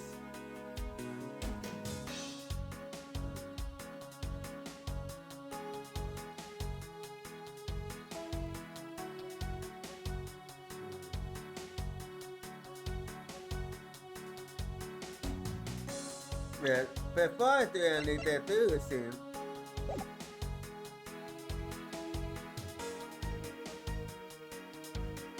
let's see. First I wanna see if I can...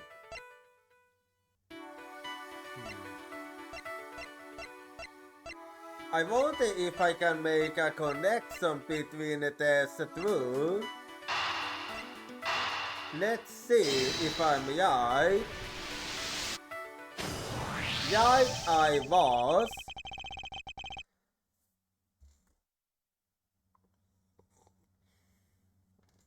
A statue with blood on it, lying next to the body of a man who was beaten to death. Oh, Mr. Edgeworth, I think I figured something out. I'm listening. Yes? What is it? The way the blood is on this, it looks like it matches up with the wound on his head. Well, aren't we the son of the master of the obvious titan? Well, what do you think, Mr. Edgeworth? Don't you think that's worth investigating? I agree. It would appear that this figurine is of a motor weapon. Oh, I used to know it. I mean, I can't think of any other connection. Perhaps Master of the Oblivious would be more befitting. Captain Ugu Piggy Bank, usually on display at the in-flight shop, found at the crime scene with blood on it. Captain Ugu Piggy Bank data used the tone in my organizer. Well then, let's see. Let's see if there is anything more here. It says, call you allies. You know, I was need to go a lot recently, and it's been bothering me greatly. But why do some parents think it's acceptable to simply smash the two words together and call it a day? Don't think too much into it. And there's some blood. There is some blood on one of the corners. Could this piggy bank be the motor weapon? Anything else? I suppose this is where you insert your coins. I have to say. For a piggy bank, it's made rather well. So well, in fact, that I'm not sure there is a way to take your money out. Let's see. Well, I don't see any way of opening it, so I do believe you are right.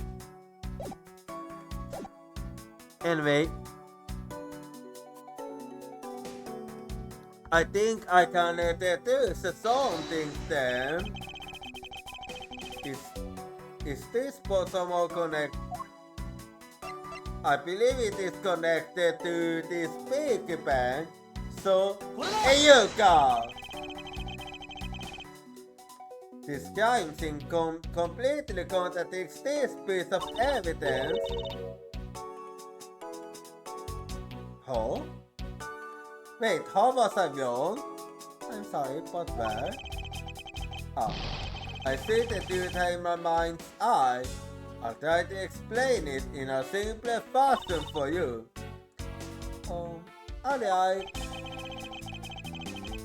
There's something missing from this scene. In front of me, that's a Mr. Teneo was off to with a piece of evidence.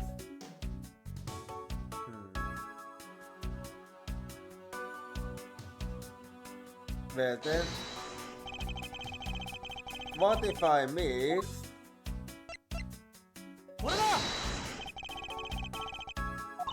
It wasn't needed.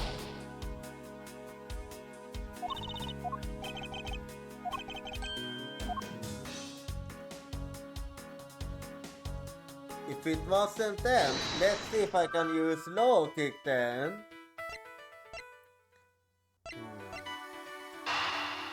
If I combine them, let's see what happens.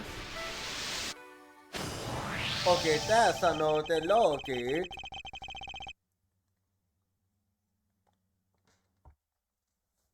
Dude, there wasn't anyone else in the launch after other than myself. Right, before the turbulence. But if the killer was in the elevator with the victim, then that's a different story. In the elevator with Hicks, if only I could prove that the killer used the elevator with Hicks.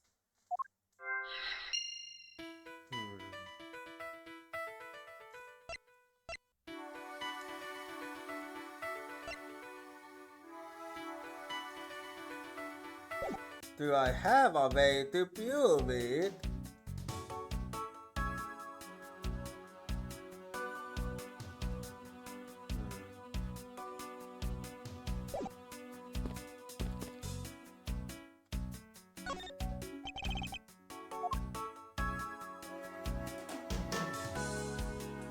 Well, let's see if I missed something then.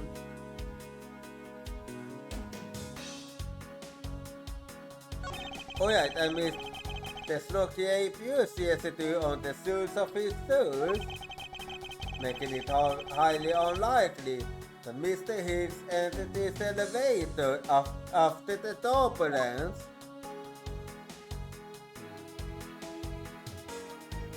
Anything else?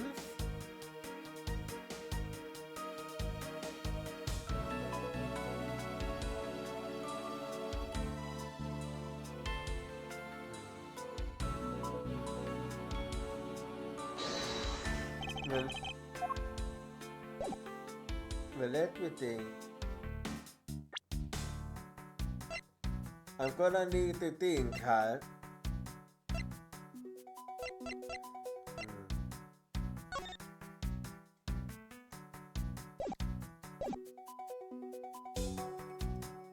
Yeah. Actually, where is his phone? I wonder if I can do something with this. Let's see. Hey, Yuka!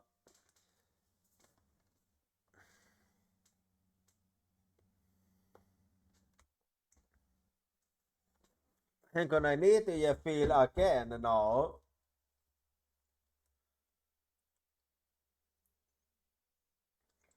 Oh, what am I doing? I forgot to open the bottle.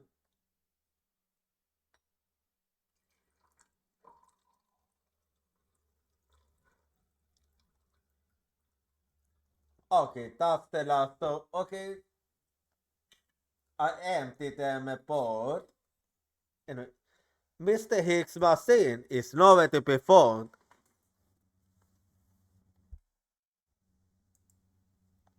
Oh, I moved it by accident. His machine. Ahem. His cell phone, Mr. Scenario.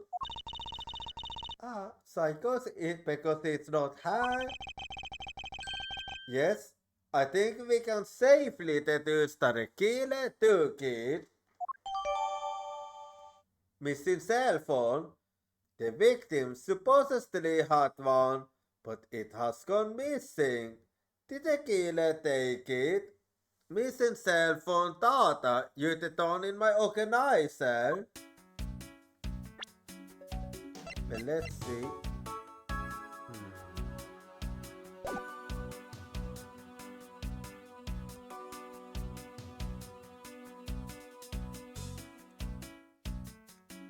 Well, I can't think of anything else. Oh wait.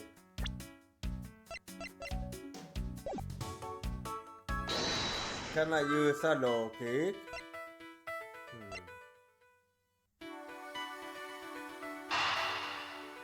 Well, let's see what happens since they are the only two I have. I feel good.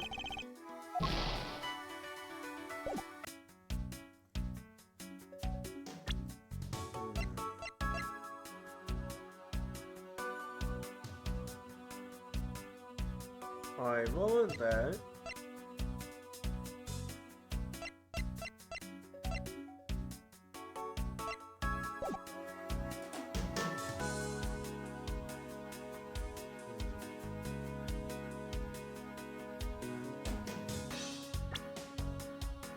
I wonder if that's the case. Let me think.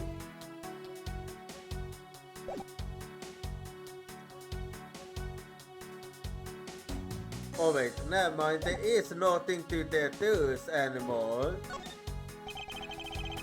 There's some spilled grape juice in front of the elevator. I assume it was spilled during the turbulence. Oh, we must clean that up or someone might get hurt. Aha! I see footsteps going into the shop. What is it, Mr. Edgeworth?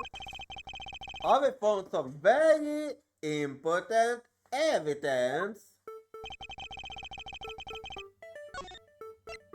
What is the important evidence in this scene? Well, is there the footsteps? So, take that!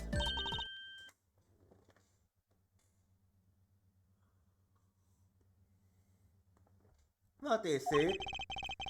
They are little smooth, but I think we can both agree they are a set of footprints. Spilled grape juice.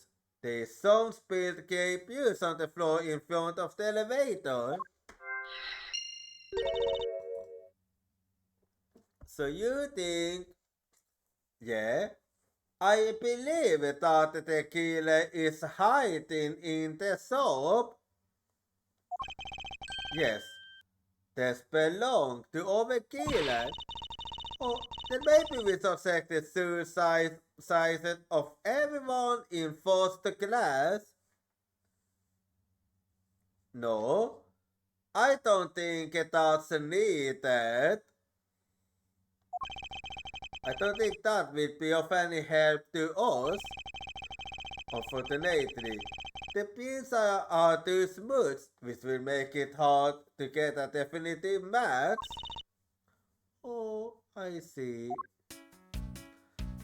But that says nothing. Now if I can use my low kick hand, because I can make some very good low kick with this. So let me tell you, I have it. I'm sorry, but I don't understand, Mr. Edgeworth. I can prove that someone other than myself was high on the time of the murder. What? Really? Yes. Yes, It's just simple actually. The proof is in the pudding, or yet the cape used in this case. The footsteps have confessed to me this very fact that someone exited the elevator alive. Since how the victim is dead, that would mean a second person. But could the footprints be from Mr. Higgs himself? That's impossible. But if you take a look at our victim's shoes, you can see the shoes are spotless, which means Mr. Higgs wasn't alone in the elevator. In fact, it's quite the opposite. There was actually one other person inside the elevator. Cape used footprints spilled during the turbulence. Looks like footprints and something being tracked. Cape used footprints. Data uteton in my organizer. And the investigation is now done. Let's see now.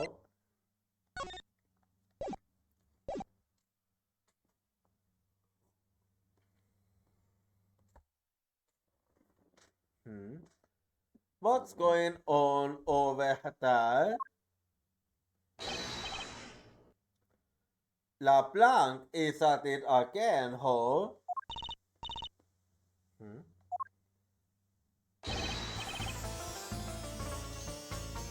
Unforgivable? This is unforgivable. Okay, what's going on? Do you understand what I am saying? The movie is late.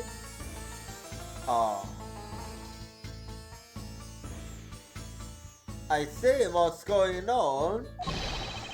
It is the same level of fat as if the plane arrived late.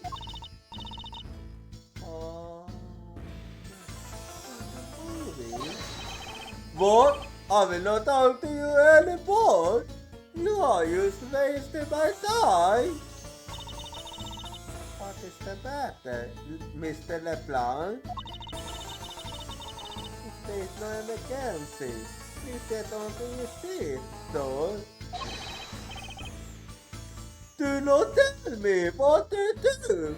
I need not to sit down. Well, Mr. Prosecutor, did you prove you are innocent yet? Actually, in fact, I think I used this. If you would like, I will prove my innocence to you right now.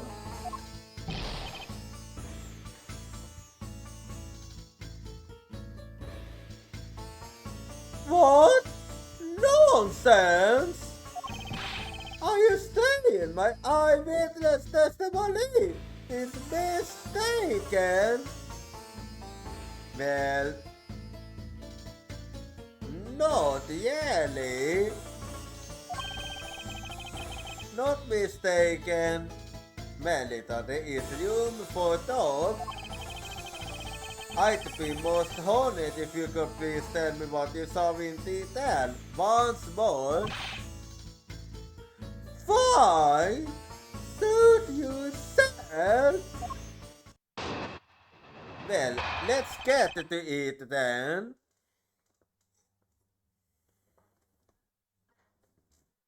What I saw? I'm certain I saw Mr. Higgs entered an elevator. It was when the needles on my pocket watch pointed to the 6 and the 12. The body was discovered 15 minutes after that in the launch. Yes. And you, the only person in the launch at that time, must be the criminal.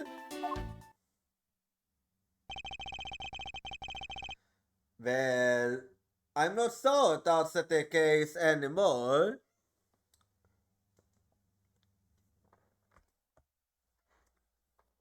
Mr. LeBlanc's conclusions seem to make logical sense. After all, the only person in the launch at the supposed time of the murder was me. So, my eyewitness testimony. If you think you can destroy it, then come, let me see. Hi, do I look like a man who's having the time to wait for you? Actually, yes, you do. Why is he so irritated? I'm the one that caused the murder, huh?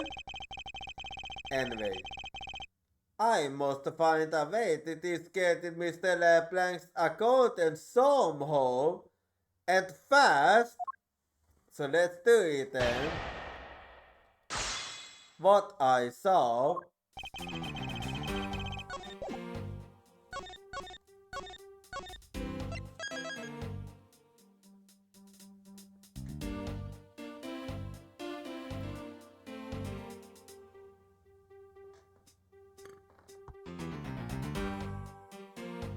Okay, I finished my drink now. I am certain I saw Mr. Hicks enter that elevator. Well, and I believe that you are right, but still, hold it.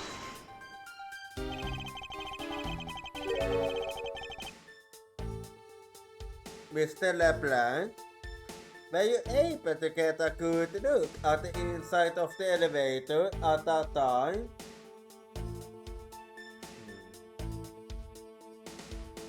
I get a bit sleepy when I'm thinking.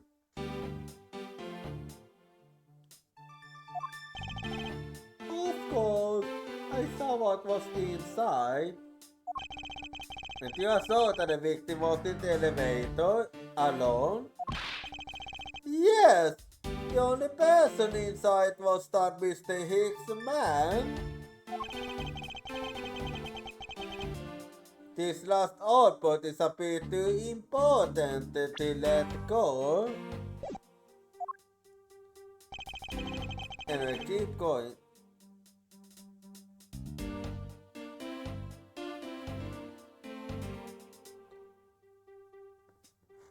Hang on.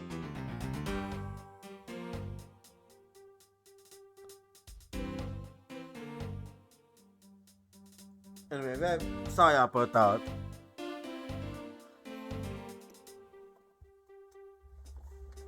The only person inside was that Mr. Hicks man. Hold it. Are you sorry about that? Was he really alone? Of course, I'm better than Bound Sam. A safe and for a safe testimony. But if that's how you want to play it, I'll happily take you 1 cent.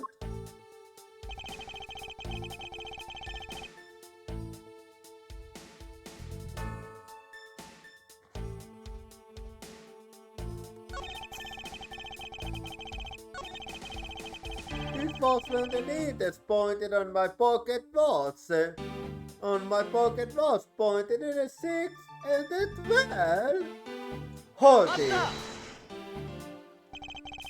I think the pocket watch in this case is the one you keep checking. Is that correct? Oh, you noticed It is a very expensive article. I will have you know. Feeling is wonderful, but I fully wind it up by hand. It does look very well designed and quite classy. I will have this sauce you if you want to toast it. In that case, I'm fine. That's quite alright. Let's continue with the testimony. What a simple man you are! You know the time you wasted back to me.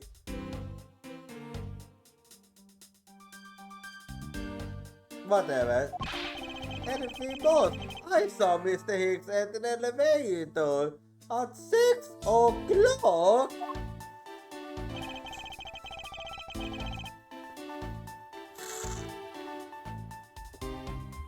The body was discovered 50 minutes after that in the lungs. Yes. Hold it. It was, yes. It's still that I found the victim's body at 6:15.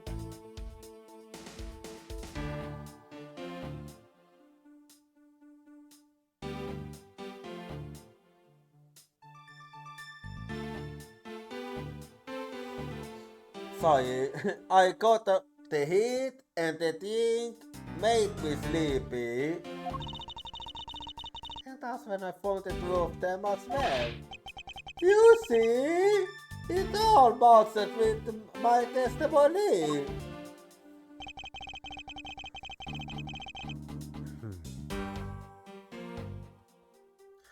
Then you, the only person in the loans at that time, must be the criminal. Hold it, I can prove you beyond that.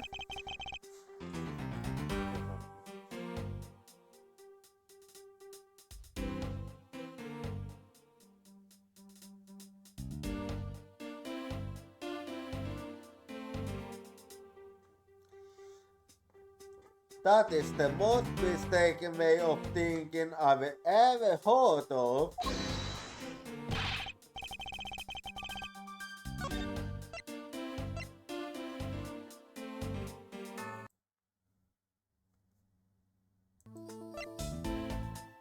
Yeah, I got sleepy from thinking. And the heat. No. You see, your opinion is what is mistaken. Please calm down, the both of you. In a sense, you are both mistaken. Well, if that isn't a pot calling the kettle black, then I don't know what is.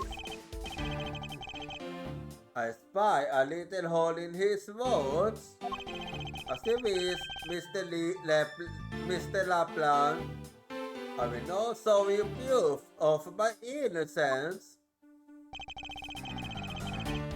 So let's get to it then.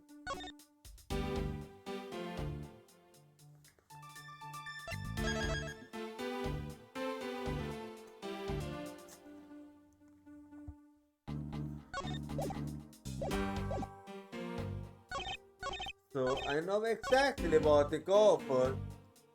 So I wanna go for this statement and talk about the footprint. So objection!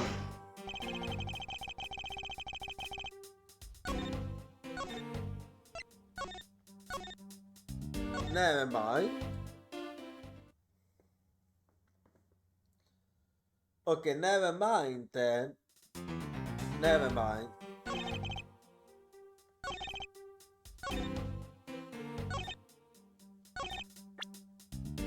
Well, it's still this one, so objection.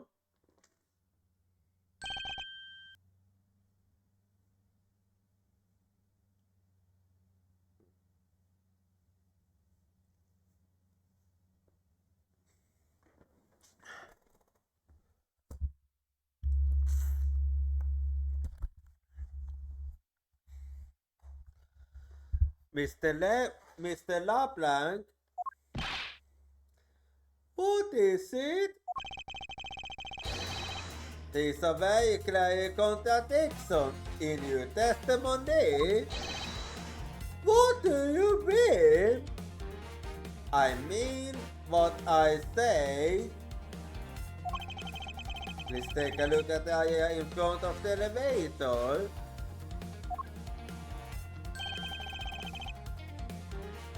That are the spills that you use. Yes, and will you admit you also spilled it with the blood? Actually, no.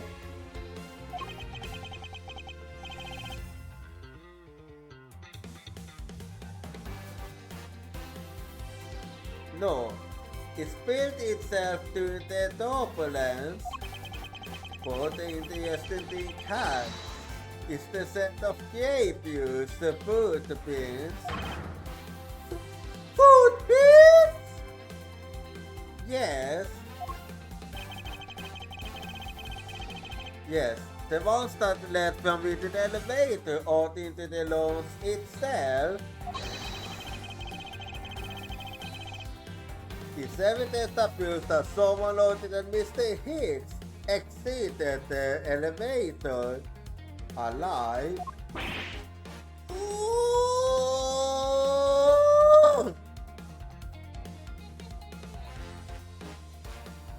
Okay, then there must have been another person in the elevator with Mr. Hicks. No, then I'm done playing games. Why don't you tell us the truth? English, please. Can you please translate for us?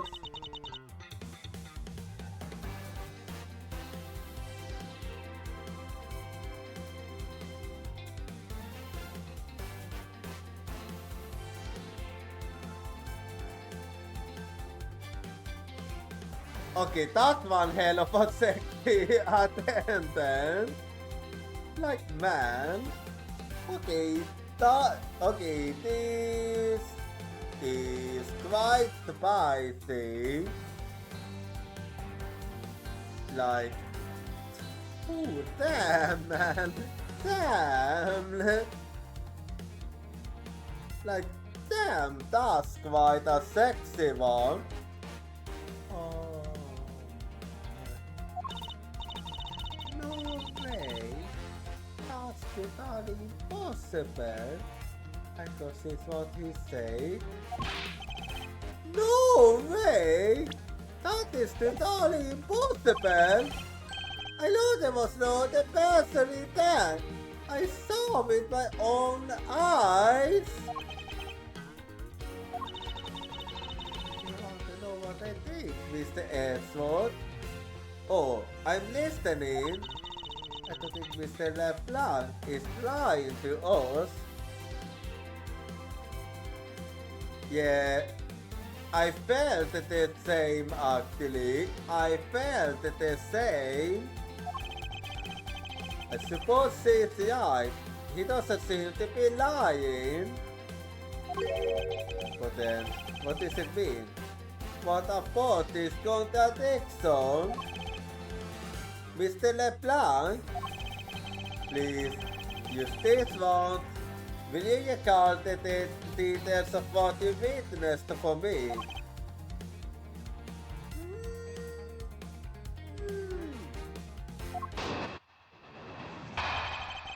Well, let's hold it then.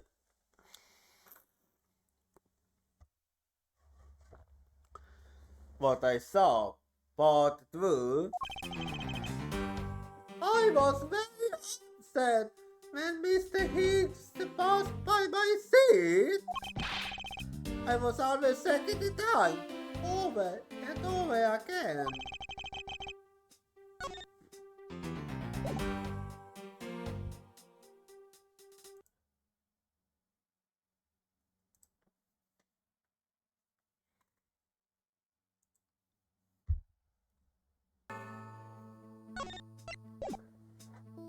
just happened to follow the man with my eyes when he passed me.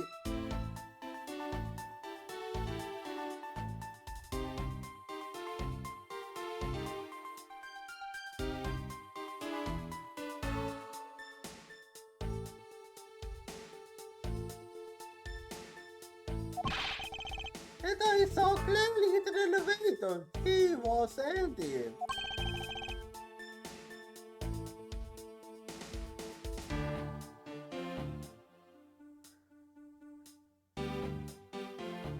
I swear there was no one else inside. No one.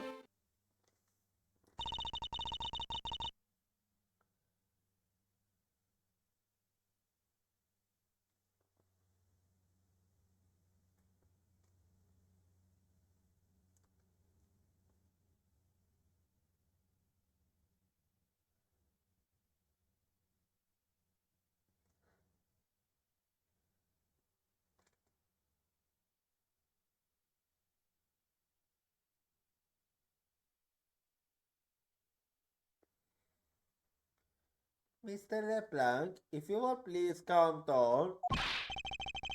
What? There you do have an issue with my eyewitness testimony.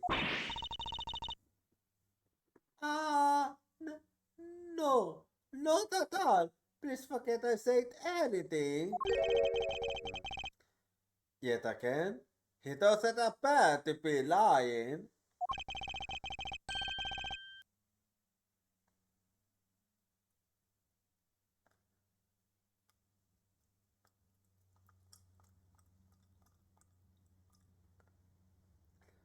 But I can't let his testimony stand as the truth.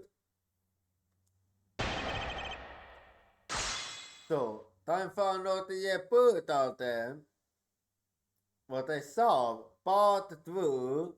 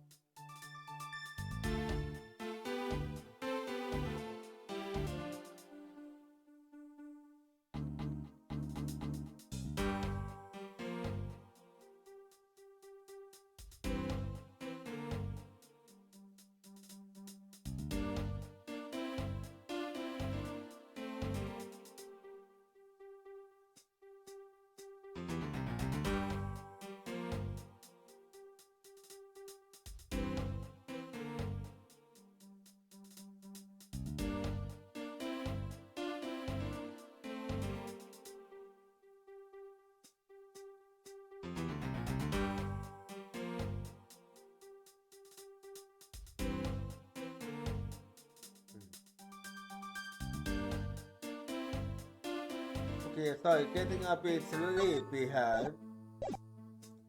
And where was I? I was very upset when Mr. Higgs passed by my seat. Hold it, tell me why, please.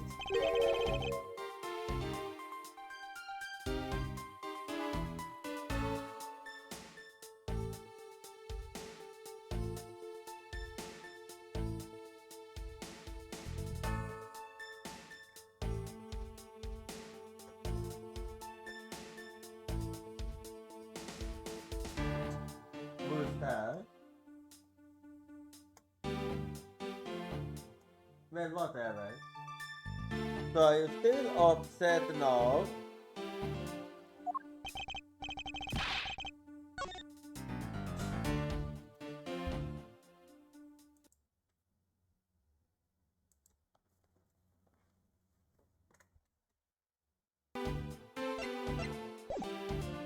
I am always upset. The only time I am not is when I have a piece of art in my hands.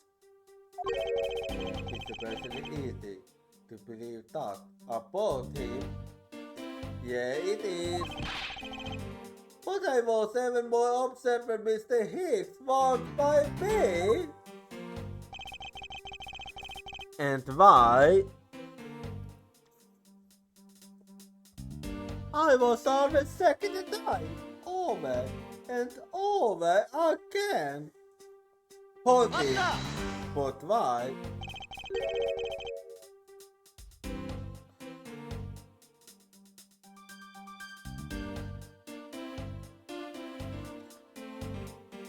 Why were you so attentive to the time? Because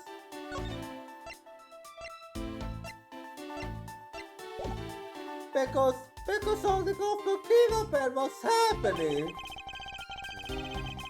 Come to think of it, you were yelling about something on for Kingdom earlier. I was giving a complaint to the attendant about the movie starting time. Get it back to me, my time! In money. You can't understand the point. Movie? Is it talking about the in-flight one that's mentioned in the magazine?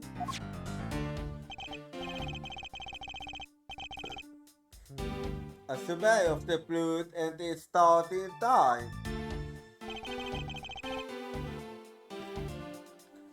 They were supposed to listen to love, main, and border. I cannot see that movie in my country. You can only see it on international flight. I look forward greatly to the movie.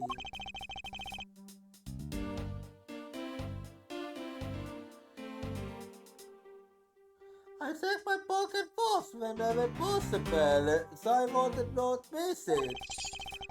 I will check my pocket first to the destination on time when I came on board. So my watch is not wrong, it matched the schedule. But the movie was still very late. Very late.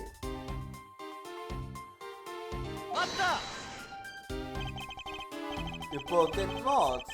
I'd like to ask you a little more about it if that's alright. Well, an art pick is coming up now, so be right back and see you in 3 minutes.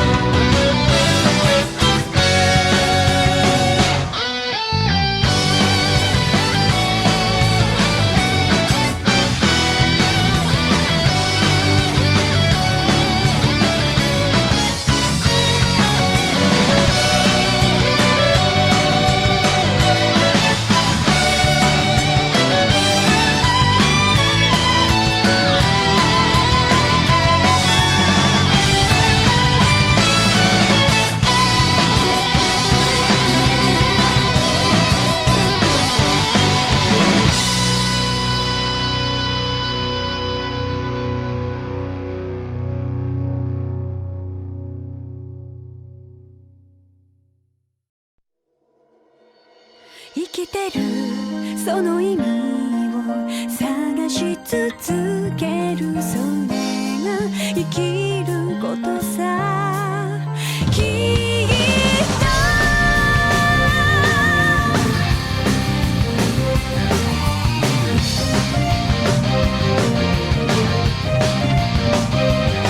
理不尽で矛盾だらけの世の中、へこんだりくじけたりもするさ。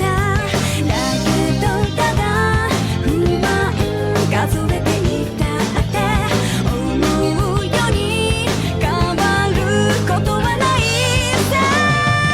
泣きたくなった夜は涙がれるまで泣こう。壁にぶち当たる時は別な道行けばいいから、いつかは尽きる命だから今を諦めずにあがけ。生きてるその意味を探し続ける、それが生きることさ。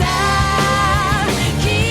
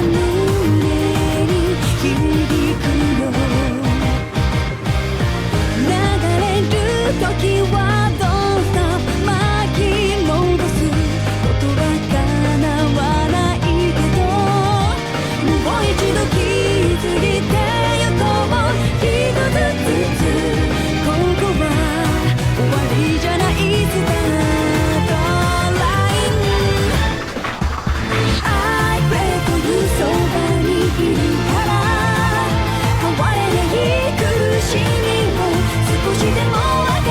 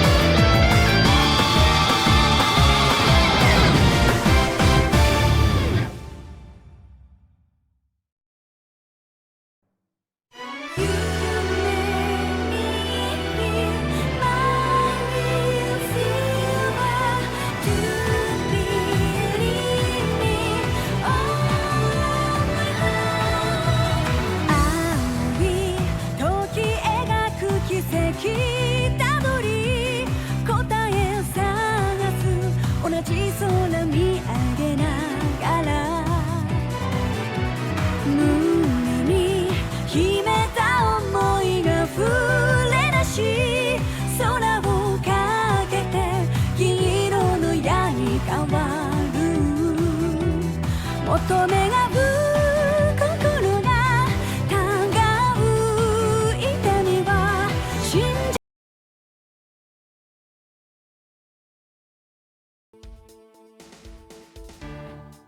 Okay, sorry, I snoozed off a little from the combination of the drink and the heat. But I'm feeling better now. I'm always like this with the heat. Anyway, the movie I wanted to see would not start. So I checked my pocket watch many times.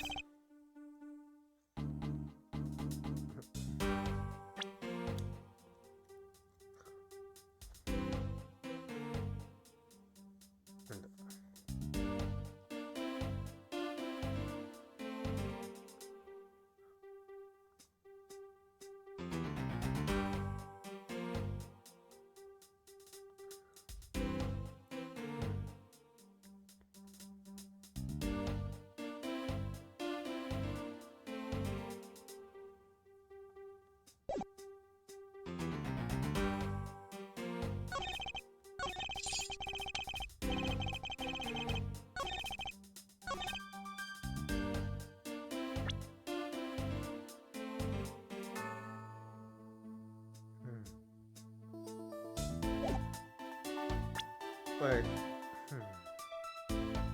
Let's see. Oh, that's why he felt a bit. I was very upset when Mr. Higgs passed by my seat. Hold it. So, are you still upset now? I am always upset. The only time I am not is when I have a piece of art in my hand. It's surprisingly easy to believe that about it. But I was even more upset when Mr. Higgs walked by me.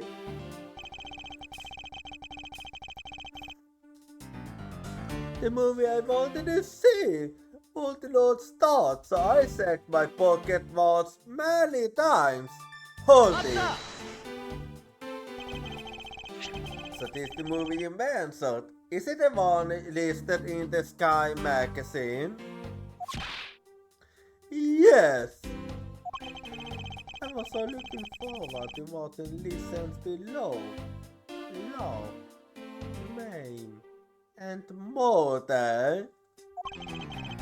Mr. Teneo, was this movie shown on its flight? Yes, it was shown at the scheduled time. Is it possible you simply slept through it by accident? Nonsense! You told me. No. No! No, stop pointing at me like that! Oh, how did he miss a movie that he was clearly hoping to see? I checked my pocket watch a great number of times. That much I know for sure. It's strange.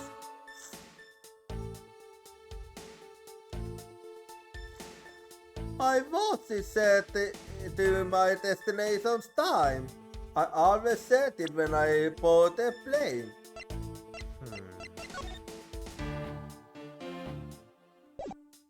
I think I see the issue now, but I point it out later. Anyway, so hold it. You saw about what you used testified, Mr. LaPlanque? Yes, of course. I'm a very busy man. I am immediately busy when I land. I have many places to go. It's not like to waste that used in my pocket watch. I see. That was a very valuable statement you just made. Ask me all you want, but you will not get 1 cent out of me. That's all right. All I require is this piece of testimony.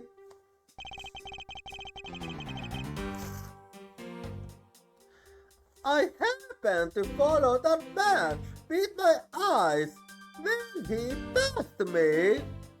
Hold it. tell me more? Since you only happened to see him, it's possibly that you missed something in that glance. Well, if I only happened, I did not miss a thing! And you are absolutely sure? And how can you be so sure? Just because!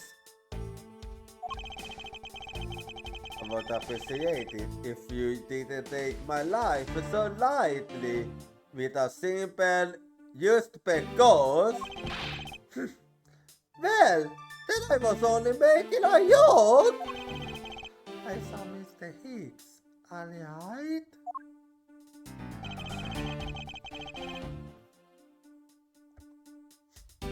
And I saw clearly into the elevator. He was empty. Hold it! You did, huh? Is it possible that someone was hiding inside? What? You dare insult me? I have belief in my eyesight.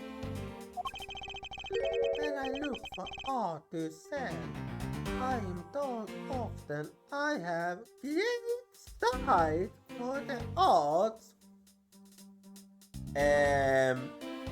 That's not the same.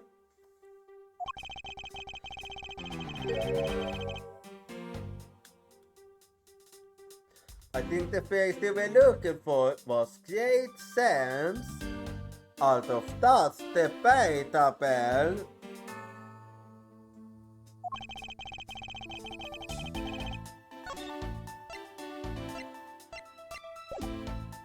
But isn't it possible someone was outside of your line of sight?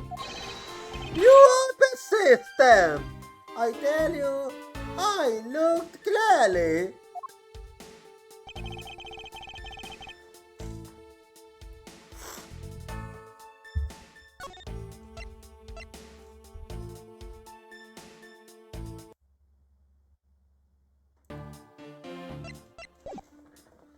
But I swear there was no one else inside. No one! Hold it! Are you absolutely sure? Why do you insist that you are absolutely not mistaken? Because when I say I am not wrong, I am not wrong! Mr. LeBlanc, if I might, I think your misconceptions and mistakes lies that you. Funny that suspiciously me use something I thought had only a little while ago. Yeah, it is. I honestly don't think Mr. LeBlanc is lying. I don't think he's lying either. But I think that he's mistaken. But I think he might be mistaken about something. Mistaken? Yes, and I'm going to correct his mistaken recollection with evidence. At his professional attendant shall witness the prowess of a professional prosecutor. Well, witnessing evidence.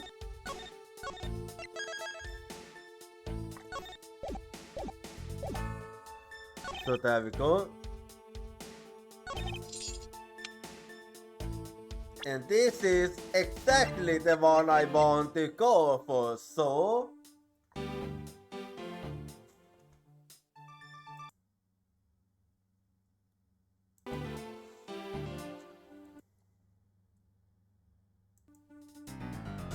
You say that your watch is set to destination time, but the schedule is according to the time of the battle, so... Objection!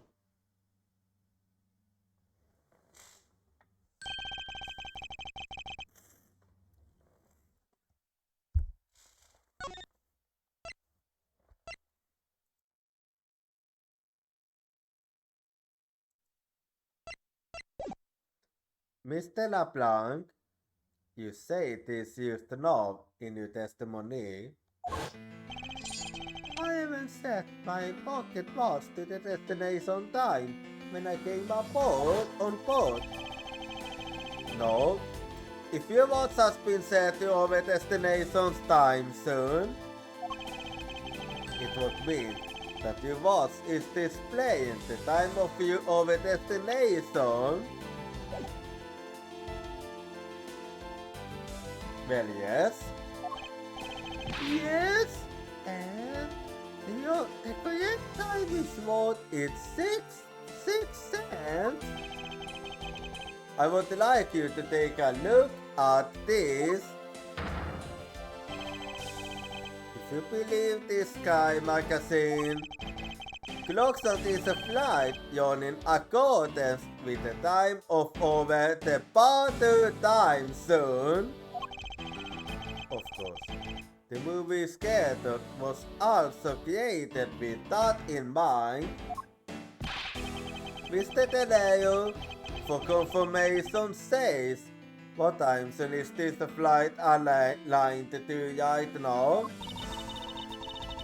Well, he made a short stop at the end of a point.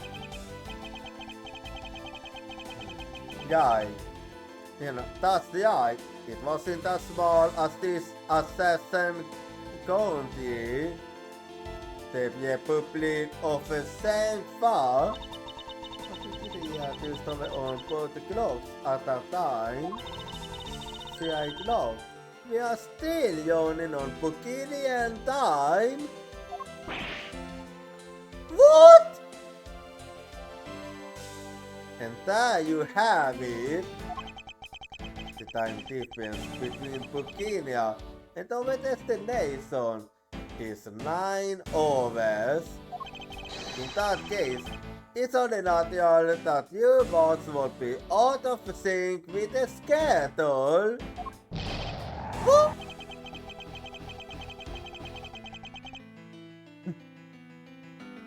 But with the analog watch set to our destination's time, it would appear to be yawning 3 hours fast when compared to the flight's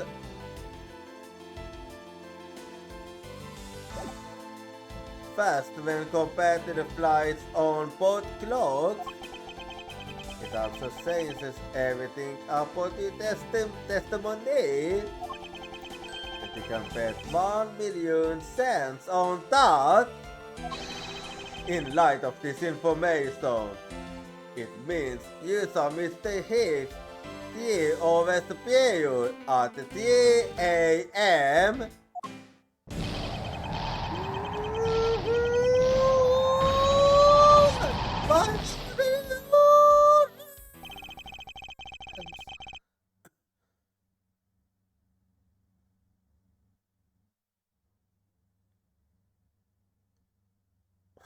Okay, that was kind of you. This will clear up all of the remaining accusations. So this basically widens the time frame for the time of death, right? Yes, because Mr. LeBlanc saw the victim enter the elevator at 3 a.m. It means that the time of death could be anywhere from 3 to 6:15 a.m. which is a lot of time. The question now is, where was Mr. Hicks during that span of time, and what was he doing? I got something to say. What is it? And you are... Yeah.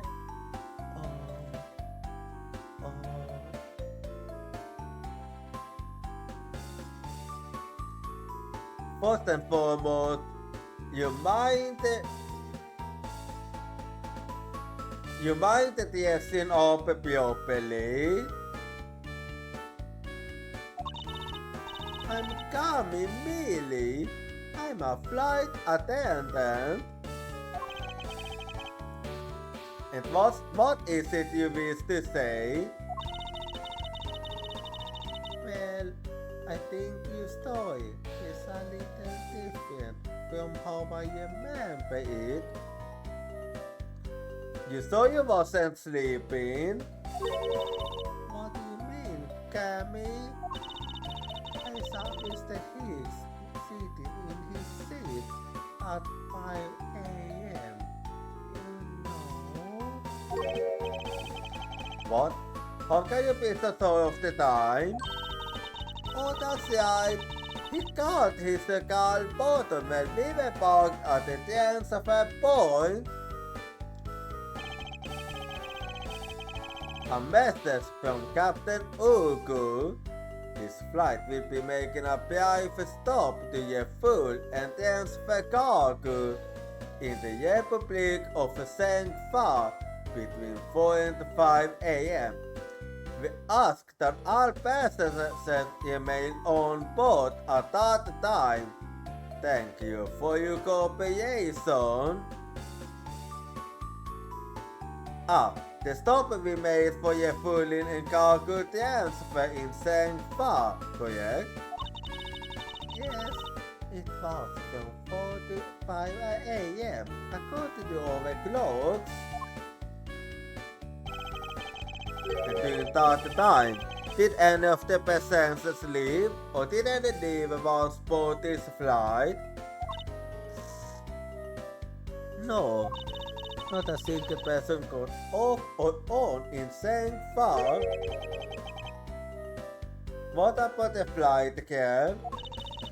The family who were handling the cargo transfer might have temporarily gotten on or off, but eventually everyone, including Kami and myself, came back on the plane. So basically, I can assume that no one left or got on since our initial takeoff. Interesting. I should keep that in mind. The fooling in Sengfa made a brief stop from 4 a.m. to 5 a.m. to transfer cargo, and the full at the transfer point. The fooling in Sengfa thought I used it on in my organizer.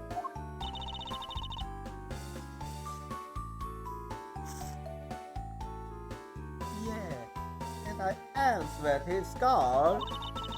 I can tell you, Mr. Occupy Hicks was there in his seat when we took off again at 5 a.m. Mr. Millie's testimony.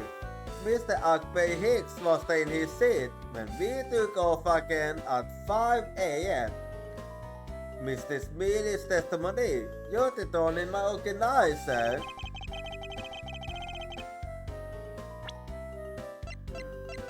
Let's see.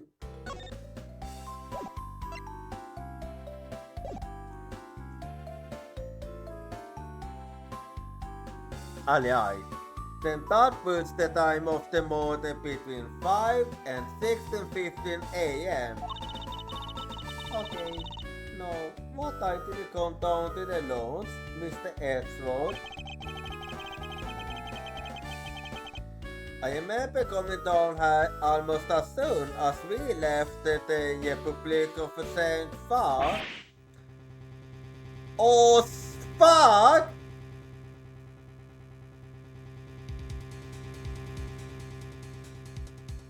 This is actually bad because that means we will be here the whole fucking time. You will have the whole time for film 5? Yes. Yes, I was. But then you are the only one who could be the killer. Mr. Edgeworth, in this loan the entire time. from 5 a.m. onwards? Yes, I was. Unfortunately, yes. So then, how do we explain the footprint? It's not that obvious. This man waited for Mr. Inside in this launch and to kill him. And then he put the corpse into the elevator.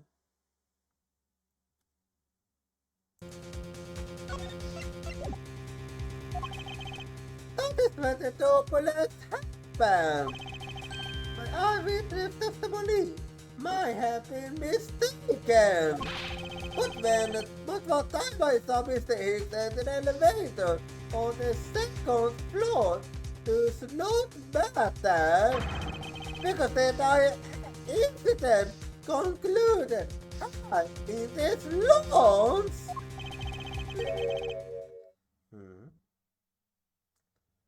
Somehow, I'm not convinced everything happened in this launch. Is that what you really believe, Mr. LaPlanche? Do you have another idea? Actually, yes. I simply feel that there is something out of place in the scenario you presented. Is there something that can tie this crime to a location other than this launch? Actually, yes, there is. So, take that!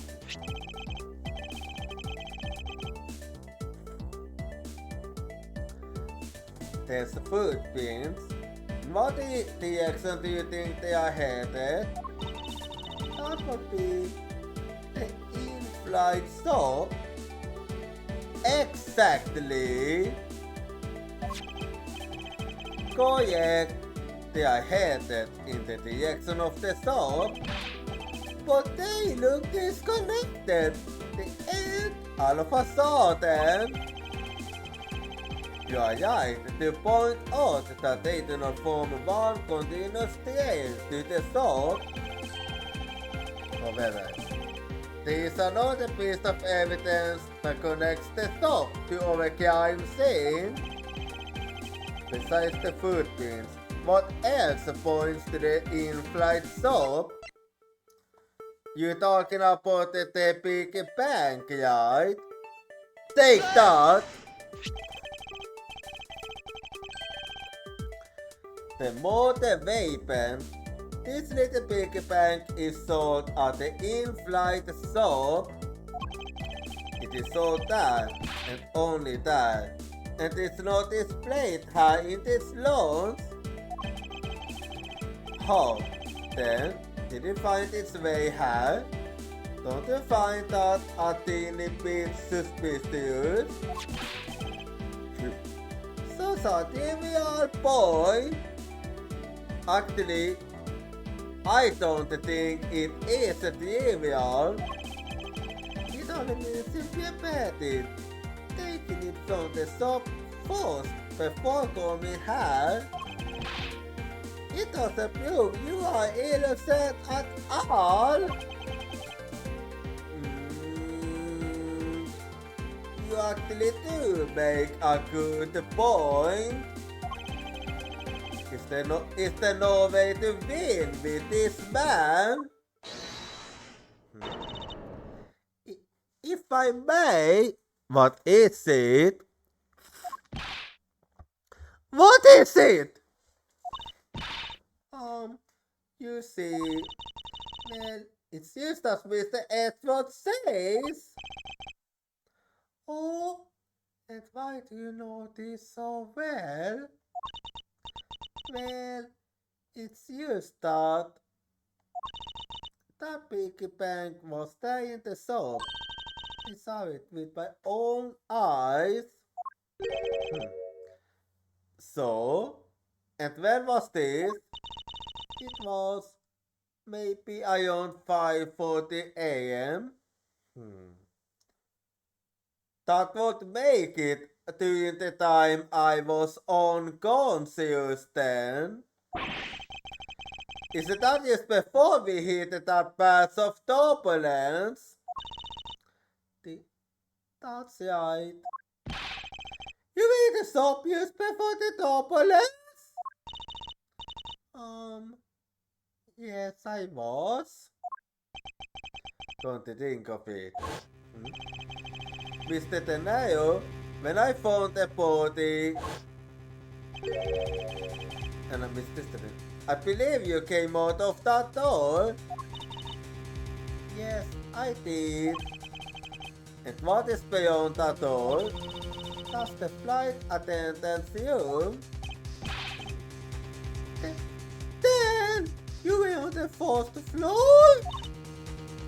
Yes.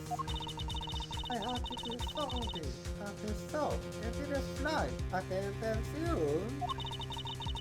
I went to the shop first, and then to the flight attendant's room. Are you saying you passed by me at some point? Yes, you seemed really into the East of Sky magazine you were reading at the time. I don't suppose you noticed me walking by. I vaguely recalled someone walking by, but I didn't take notice of who it was. Anyway, the piggy bank was definitely there at the shop when I went there. Why did you go to the shop in the first place? I went there for a work-related matter.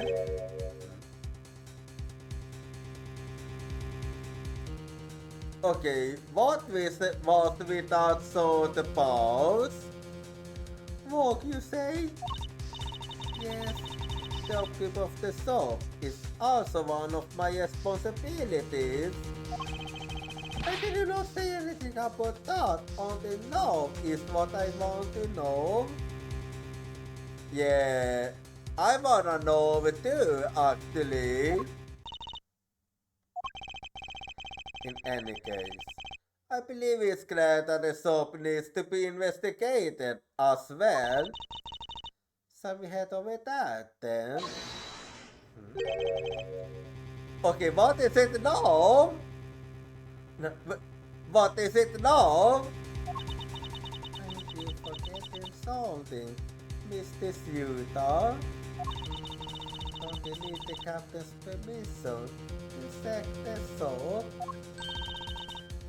No, I haven't forgotten, but I have already asked him for permission to source the entire blade. Okay, you came prepared. I like that. So I think we are right. That's bad. What is? Can I just talk to the captain? See? You say that he didn't give you permission to do anything like that at all. Oh? What's going on here? What is the meaning of this, Mr. Stenayo?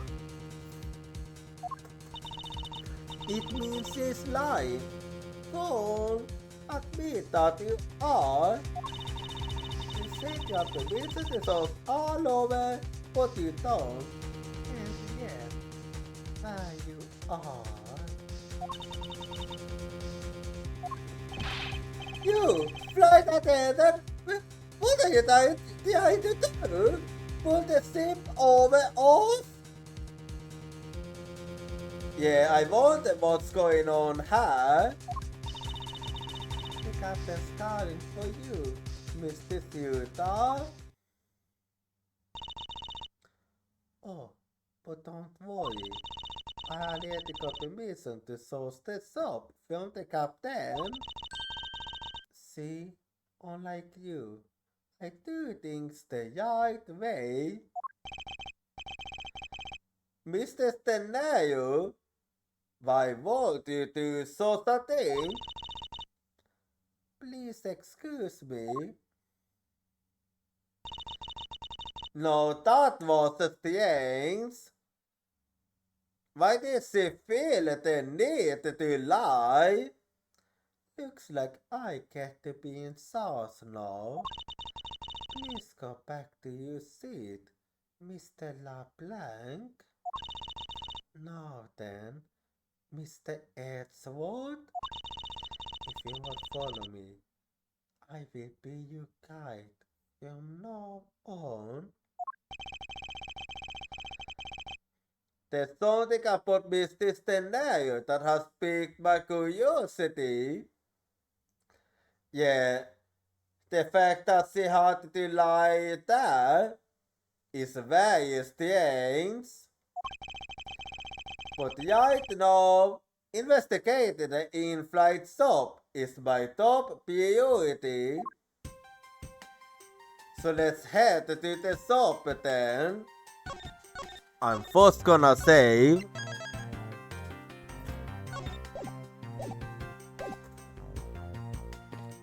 No, then. When we're going to go to the in-flight shop. Of course, I still fully intend to. Okay, well, the shop is over there. Don't forget, no. Well, Mr. Edgeworth, that's the attendant's room. Ah, please excuse me. It was a simple mistake. You made a mistake, didn't you? I thought you just come out and say it. He used it. That's exactly what I used to say. I made a small mistake. Don't do it off while I'm talking! Man, this goal. The spotters and glasses must have been broken by the turbulence. There is quite a bit of broken glass here. Please be careful when passing through the area. Huh? Did you say something? I say that there is glass here and to be careful. But why? Obviously, common sense does not exist, even as a blip on this goal's radar.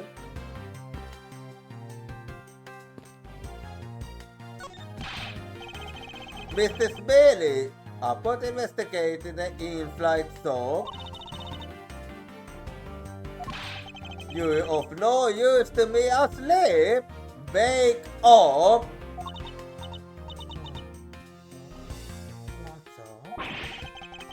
I need you to come with me so I can solve the shop. Go ahead, we talk with. I catch up with you later. How has this woman not been fired yet? Please don't tell me it's because of her boobs.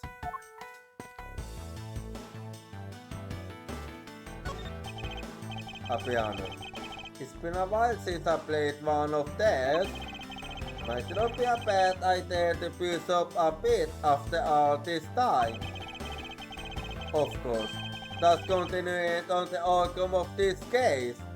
It's time to get investigating. Oh, I am really mad. You had better hurry and bring to me some evidence. If you could wait just a little longer when we look into the shop. Don't open the post before they are born. Huh? Oh? Don't open the... What?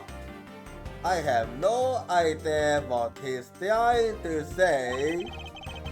Don't go to seconds before the hats, perhaps? All I ask of you is your patience and cooperation. The windows offer glimpse of the sky, but their clothes, they tell me nothing.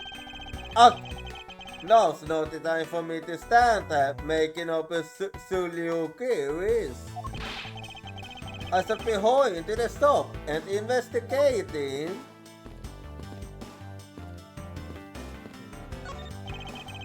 They stopped over sad. Yet another victim of the turbulence. The Sonic written on the back in honor of Jokepal's Day. I have the distinct impression that this sad has nothing to do with this case. The Sonic written on the pedestal. Here lies Uku Huses. I don't think that's what they meant to do, right? Yeah.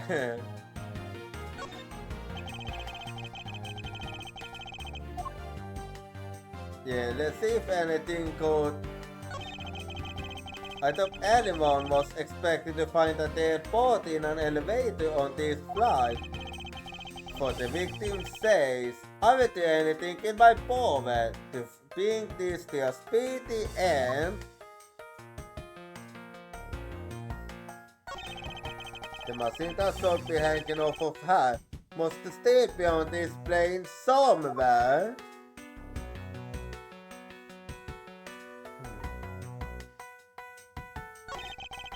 Captain Uku here was probably used to hit the victim on the back of his head.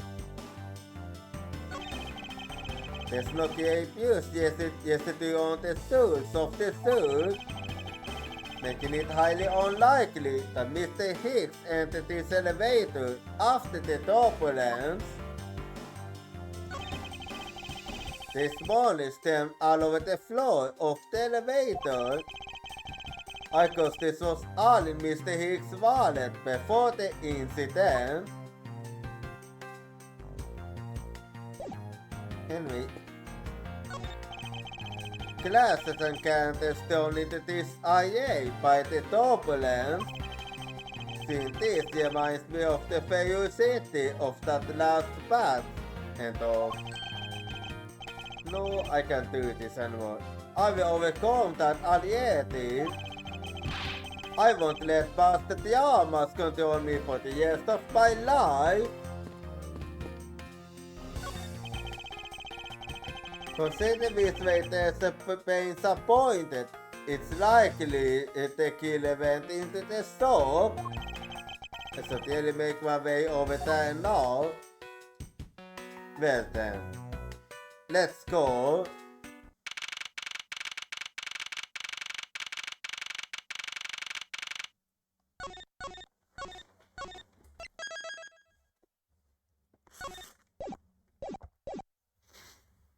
Mustwell, 8:32 AM, flight key 390, first floor, in-flight shop. So this is the in-flight shop. It's quite a mess in here. You think? Cause I'll have to clean things up then. Tee. Not right now. Hold on, you can't clean up a potential crime scene. Oh, thank goodness. I hate cleaning so much. I must not use things hard. I must remain cool, calm, and collected. Because this piggy bank was left at the crime scene. Motor weapon. Captain Uku, the blood on it is still fresh. Could this be the motor weapon? There is a very good chance that the killer had to pay to this place a visit. In-flight shop. Well, let's get to the investigating then.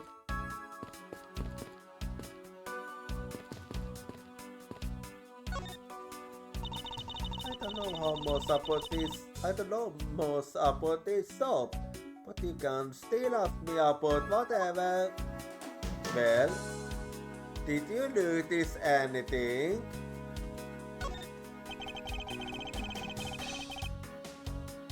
So, what do you think about what has happened regarding this case? Oh, I don't know. I guess I think you the killer too, Mr. Ashford. I can assure you that I'm having this stop if you use the opposite.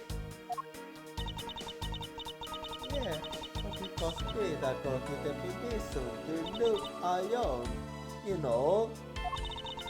So don't forget that. Okay. Why is he falling asleep while talking? How am I supposed to thank you properly if you insist on falling asleep? Oh, but here is some you thanks. You see that item for sale over there? Nice try! Sorry, but you're going to have to make do with my words of appreciation. But you're actually quite smooth. Well, that aside, beautiful flowers in a beautiful arrangement. I feel cleansed just by looking at them.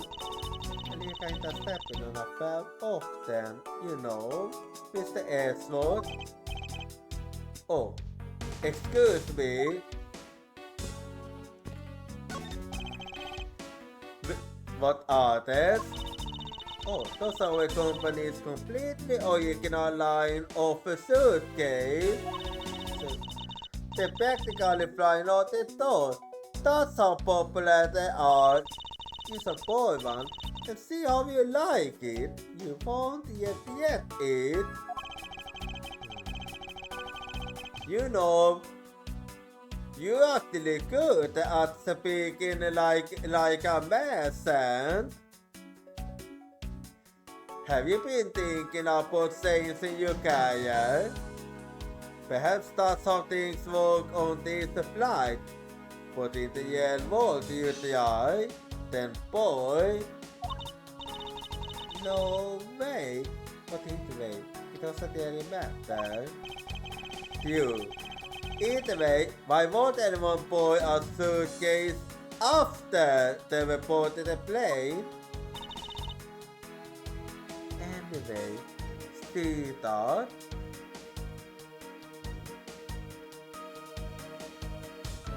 See what exactly? Just look at all the Captain Ugu heads painted on that. Good company mascot.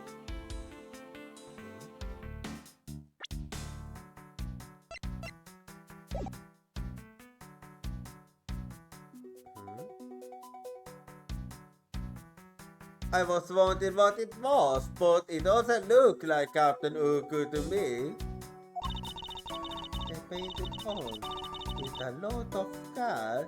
Doesn't it look like he's about to jump out of at you?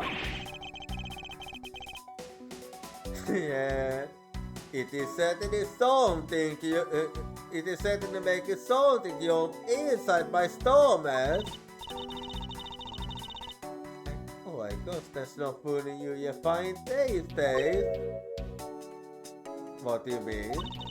You looked like you really wanted to get one. Nice try! I thought I was going to finally make my first sale, but you saw me I do fit. Now that's don't you. Never make me try to give you a sales pitch ever again. Okay? But I never thought any interest in it to begin with. Hehe, it really is pretty horrible, isn't it? You want to know something? This suitcase was designed by Mr. Yuta. Oh, interesting. Quite interesting indeed.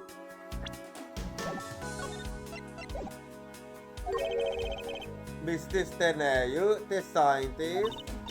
Yeah, it was a company-wide contest. Oh, well, it does have a very soft design sense. So, like stinky soft set maybe. And no idea why the big wigs decided to go with it.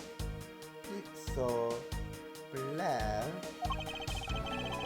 Mrs. Tenayo, the scientist, did see, is definitely not what I would have expected. What the fuck?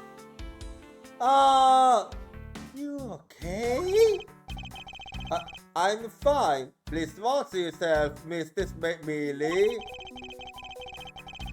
Letting a suitcase of feeling you lion has got to be a safety violation.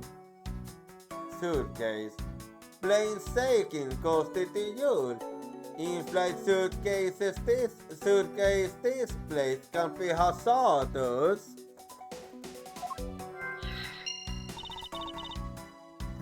I'll put it back.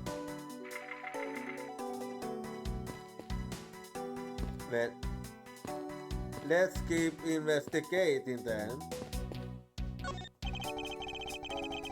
There's a wide selection of souvenirs for sale in their display cases. You know what I suggest? Oh no, you don't do that again. You don't do that again. Sorry, but I have no intention of buying souvenirs on this trip. Okay, then how about you buy something for me then? As a present? Are we dating or what? I can think of a single reason why I'd want to buy you anything. But I've had my eye on that pendant for such a long time. You are paying some attention to me when I ask you something, and then we'll talk. Anyway, the glass from this display case is shattered all over the floor.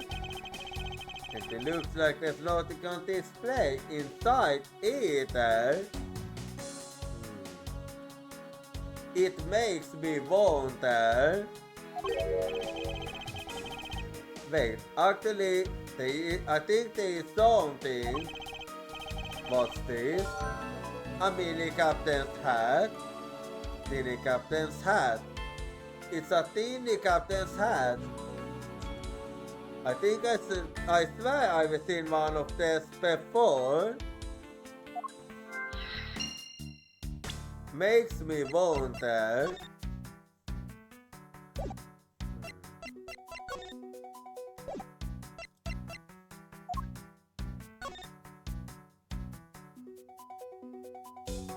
I think I get it now. Anyway. Stuffed toys, just like the one Mr. Willie is holding on display here. They are relatively cheap, which explains why they are displayed so haphazardly. What is Mr. Edgewood? You know you want one too. She's doing it again. She can't come and use this. Why do you envision stuffed animal apples when she says that? Well, anyway, there are all kinds of luxury name brand merchandise for sale in this display case, and they lined up in just such a manner as to scream, "Buy me" to any passerby. Well, at least it didn't die this time. Inside this display case is a row of life savers and life vests for sale. Is there a lot of those when there's some kind of accident or something? So did I be had for free? Some people point them even when nothing's going on. Varför Mr. Edward had to buy one? I sense that this shop is one shop away from being sued. Yeah, they're supposed to not cost anything. Well then, okay, I will check everywhere. Before I use my low kick, and know the artifact is coming up, so I'll go be right back, and I see you in 3 minutes.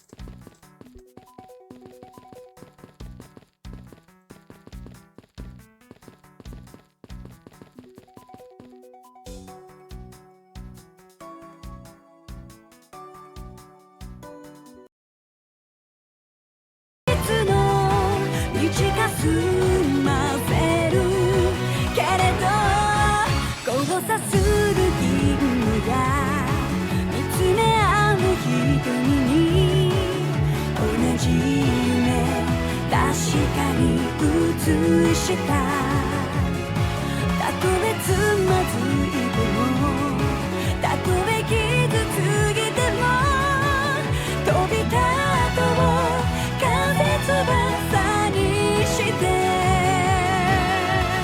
To belong to me all my life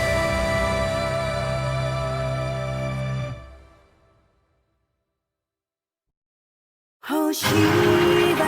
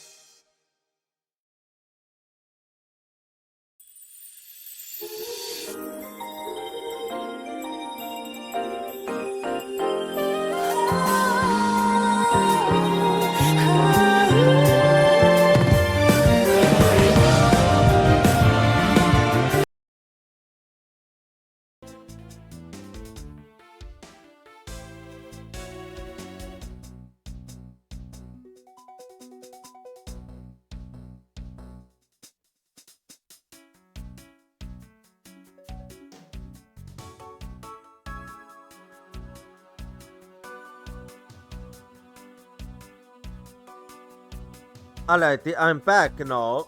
And well, it is the time to use low kick now. I can actually make quite a good low kick here. So for starters, I need to connect this through. There we go.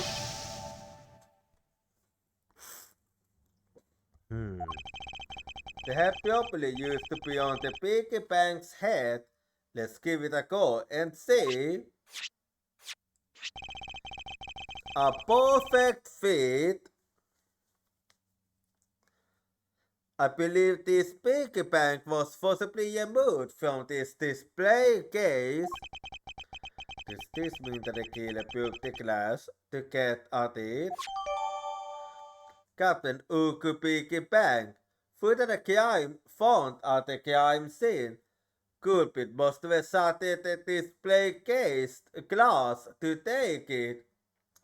Captain Uku Piggy Bank data updated in my organizer.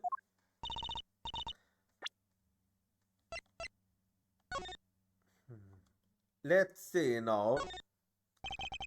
The hat on its head was found inside a display case in the in-flight shop. I wonder if the fact if that fact has any bearing on this case. That we'll see.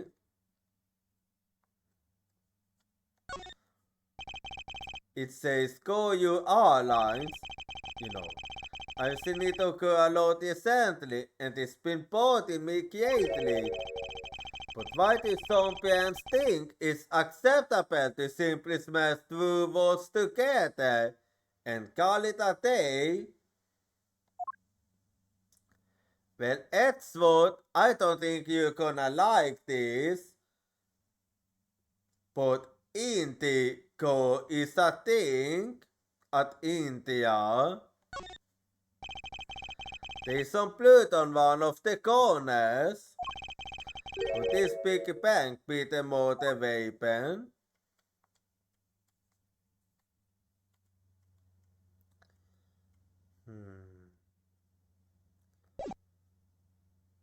Anyway.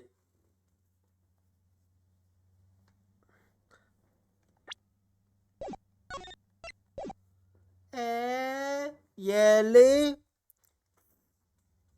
Yes. Don't tell me you don't know what the things go where in this shop. Well, I don't. Mr. You doesn't south of this place.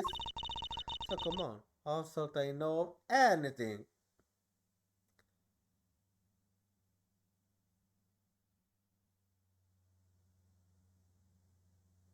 I'm surprised that you haven't been fired yet. I sense that for the inspection of this display case is needed. Well, in that case, let's do that.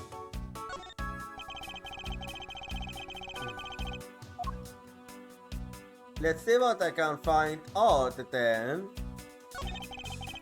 Is this the same man as the one portrayed by the status eye on the elevator? Yeah, that's a proper weight of the front of Koyu Airlines. Mr. Uku who said, the bottom shelf, they have a good one.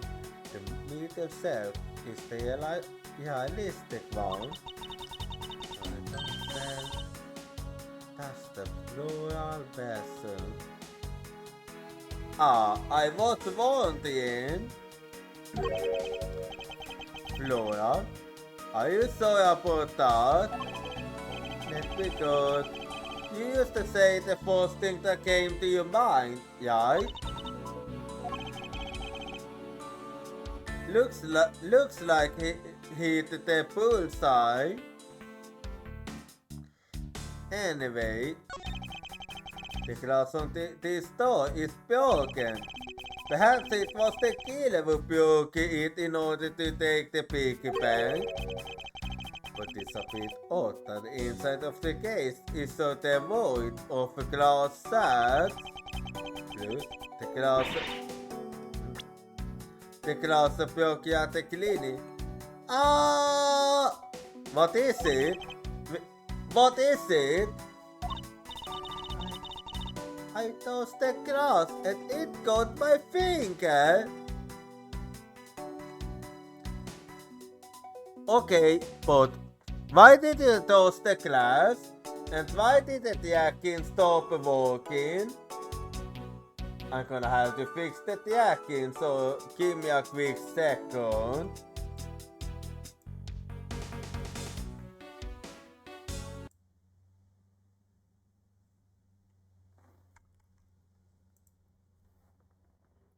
Let me fix the Yakin quickly, because it decided to act up there all of a sudden, and I don't know why. But yeah, just give me a little bit.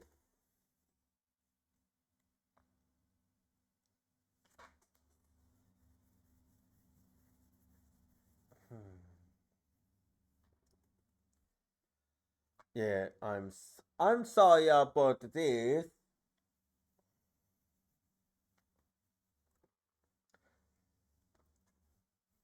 Just give me a little bit. You're gonna be seeing white in a bit. So yeah, just wait here. I do apologize for this now. I apologize.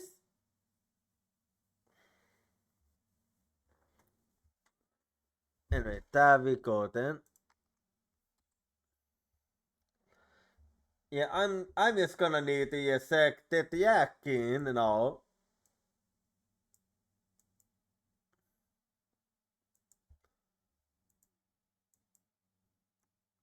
There we go.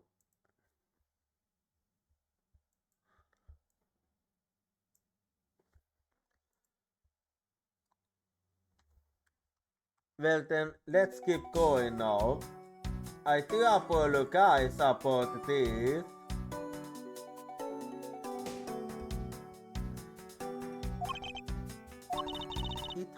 It hurts, Mr. Edward. It hurts. Please tell me you can deal with Sosamino God on your own.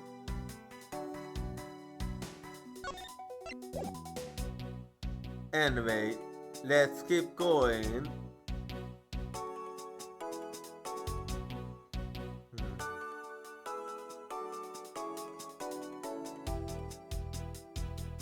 Let's see if there is for your lines related books, line itself, the history of Goyu Airlines, the photos of Goyu Airlines, the 7 mountains of Goyu, fight on Goyu Airlines, working name Yuko Airlines, Yuko You.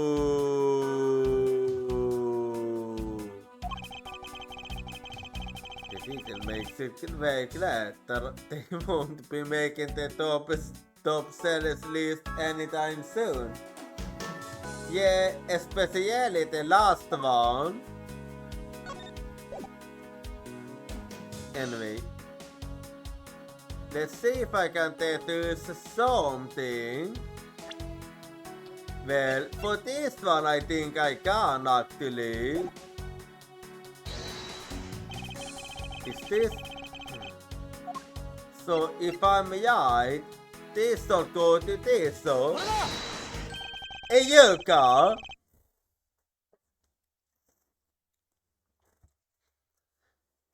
There is definitely something very unusual about this.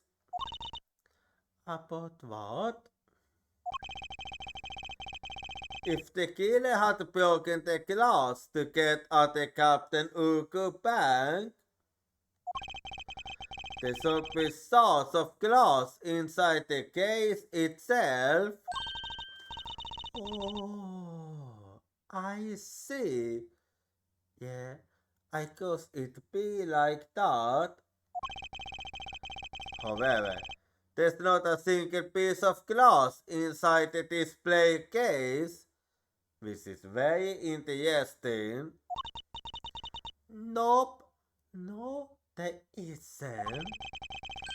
Which means that the glass was broken from the inside out.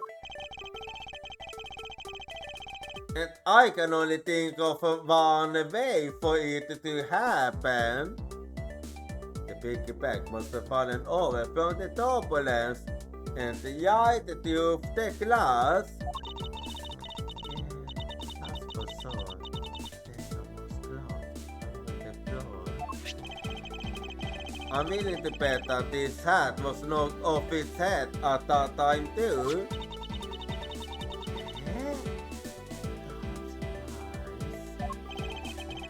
Which leads me to believe that the killer took the Captain Uku bank from her after the turbulence. The plane took so much in it that it made a huge mess of the soap. Captain Uku Piggy Bank. This was taken out of its display case in the in-flight soap after the turbulence. Captain Uku Piggy Bank data updated in my organizer.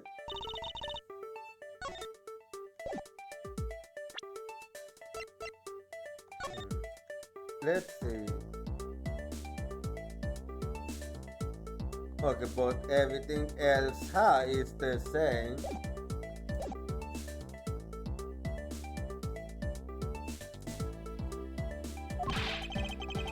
Take your power naps on your own time, Mr. Billy, and listen when I'm talking.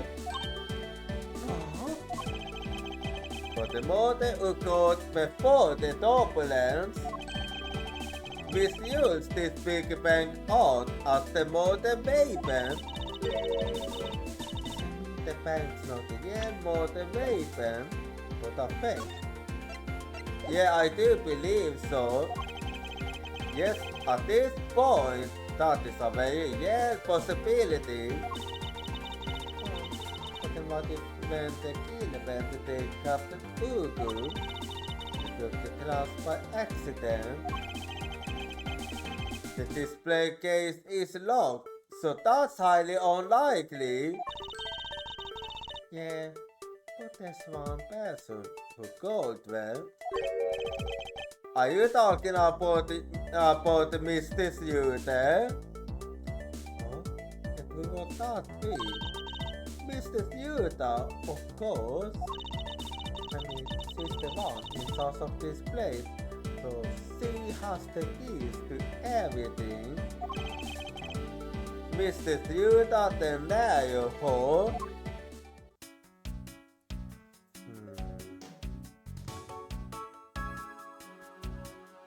I don't think there's anything else.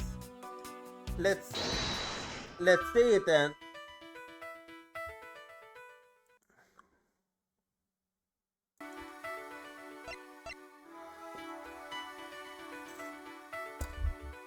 Let's see then if I can't use low kick here.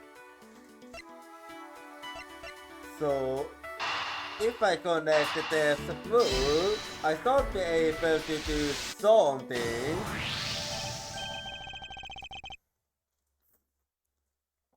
Yes, there is definitely something wrong here. What's with the southern yelling? Tell me, Mr. Smealy, don't you think there's something strange about the suitcases? Oh, well, so the totally strange, like the color and the sauce. That's not what I'm talking about. No, pay attention. You scaring. You scaring me, Mr. Edward.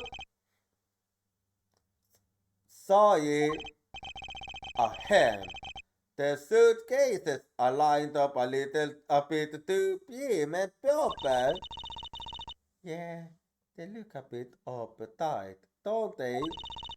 Because they take after the creator. Again, that's not what I meant, Mrs. Billy. Don't you find it unusual that these cases are the only things undisturbed by the turbulence? I do actually. Never mind. I'd sooner find an answer by inspecting the suitcases myself. Upon close inspection, they really are quite high to use. I wonder, Mr. Suta would react if she told what you just said. What's wrong? She makes a good point. It would be wise of me to watch what I say out loud. What's this? I spotted something that's not quite right. What did you need? What is so unusual about this suitcase? There is something off.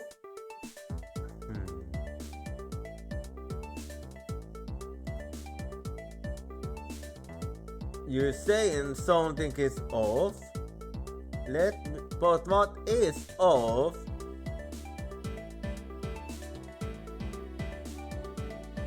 I see exactly what you're talking about now. This is actually off. So, take that. This is what is so odd. I think it's that station. I was right, but wrong. Well, maybe not to that extent. Ahem. I mustn't overthink this. I thought let the answer come to me. What is so unusual about this? Okay. Well, this one then.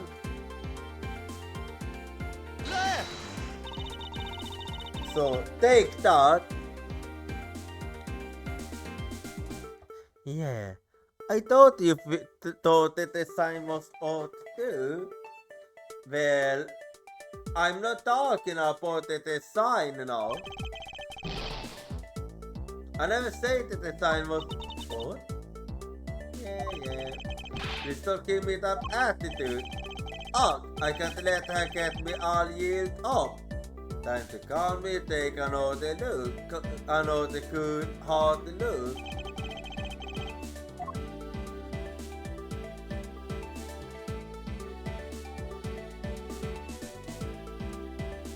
But, let's try again. What the? Oh my fucking god, this really mad. You could have been fucking me. You could have been fucking me. Now this was used stupid. The something very peculiar about the wheels. I see. There are no stoppers in place on theirs. With the stoppers, one would think that the turbulence would have sent it flying.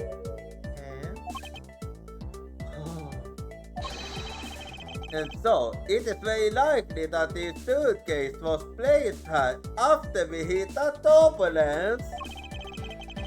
Let's take a closer look at it, shall we? Let's see then. This was apparently designed by Mr. Stenario herself. The design has a certain Renaissance school about it. Yes, perhaps this is the best way to put it.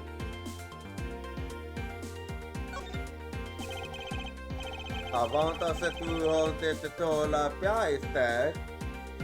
Not exactly priced by someone with a consciousness, I'd say. Indeed.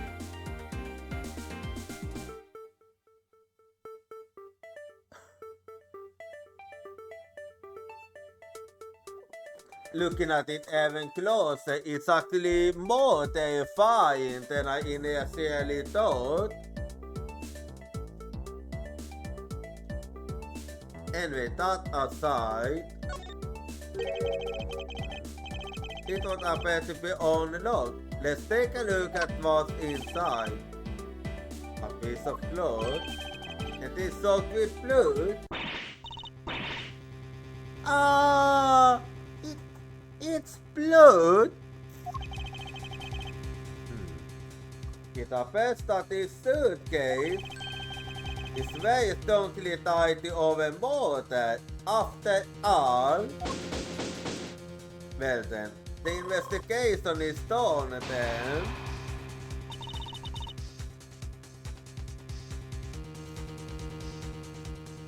So explain this to me.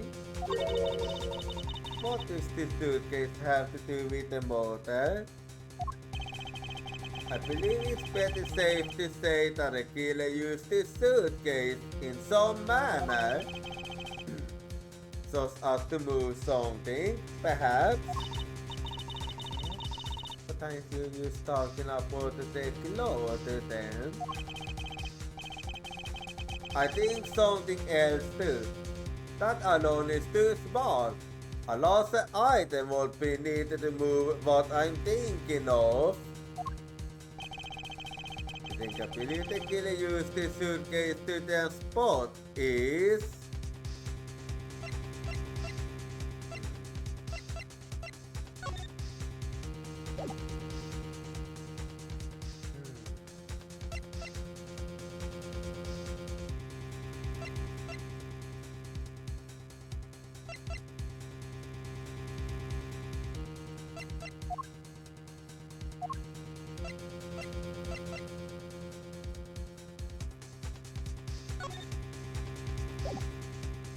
I'm thinking of two things, but I start with the piggy bank.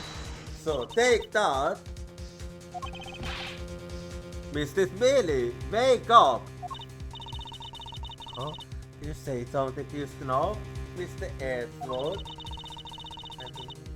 I don't know, but I don't think that's it. For this? No, I was just seeing if you were awake. My explanation begins now. Is he really asleep? Okay, if not that one, then maybe this then. So take that, maybe.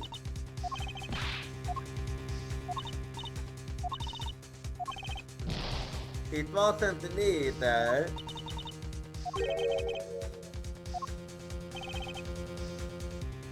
What then?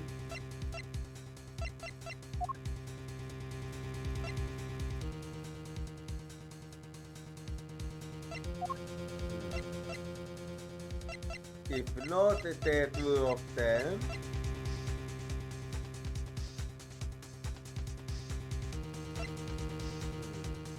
what about this?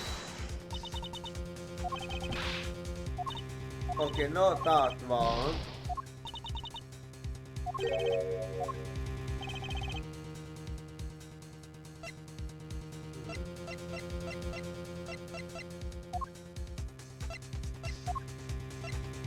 Well, it's definitely not a wallet.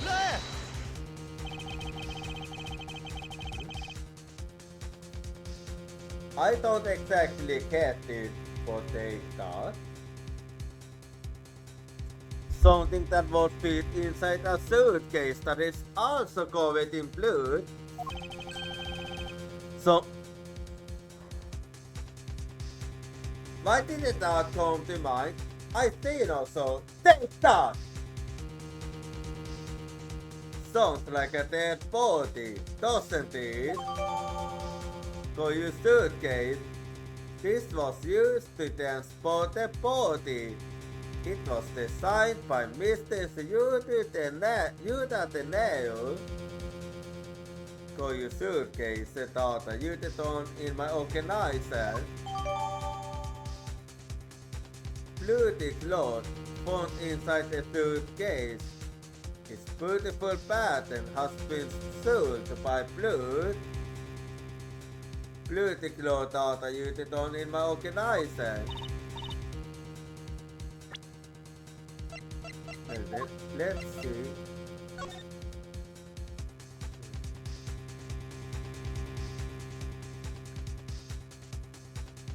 Let's see här.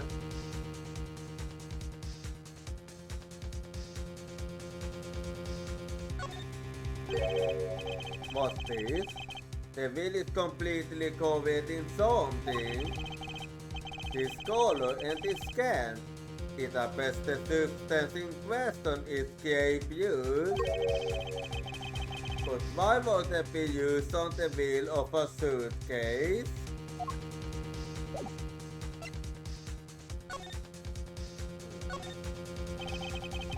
For there to be this much blood on this piece of cloth, was the victim wrapped in it at some point?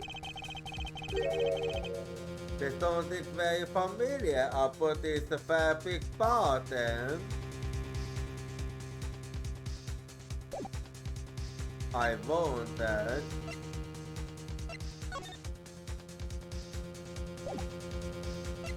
There's a familiarity here. I think I get it. But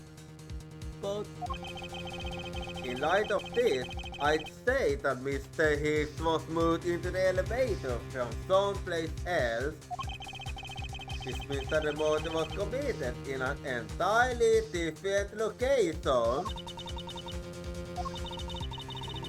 After moving the body into the elevator, the killer brought the suitcase in here and just left it.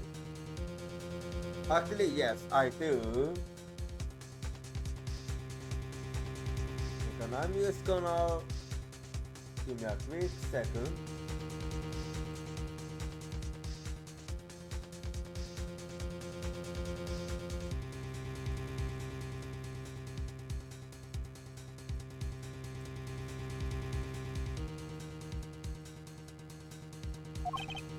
Exactly. What is it? Oh, nothing. You start. I was thinking about what Mr. Judah said about coming out for something. Oh? Interesting. Excuse me, Mr. Edward. Ah, there you are. I wanted to pick you up in more time. I'm afraid I wasn't able to convince the captain. Or so you say? But I don't think I can trust you anymore after everything I've learned. I'm very sorry, Mr. Edward, but the captain feels that he has allowed you ample time. Don't worry, I think I have enough. He says that he'd appreciate it if you could wrap it up here and return to your seat. I understand his sentiments. However, if I'm not allowed to complete my investigation, the crime scene might become contaminated by the time we land. If I must stop, then I insist to be allowed to oversee the preservation of the true site under your supervision, of course. That's the only condition. Then I believe we can accommodate you with that. You're not gonna ask for baby, son? I'm here to assist you in any way that I can, Mr. Edward.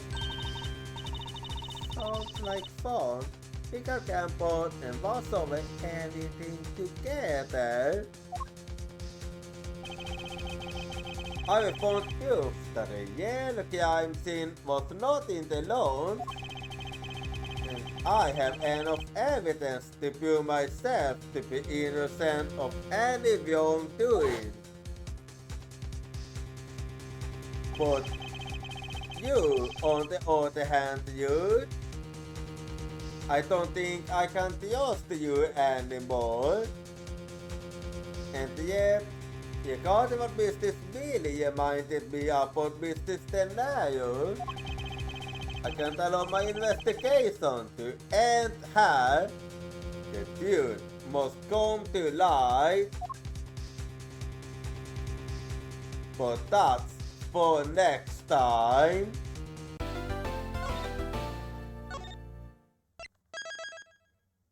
For now, the investigation is over for now. And with that, I believe is enough for today. So just give me a bit and I'm just gonna close the game.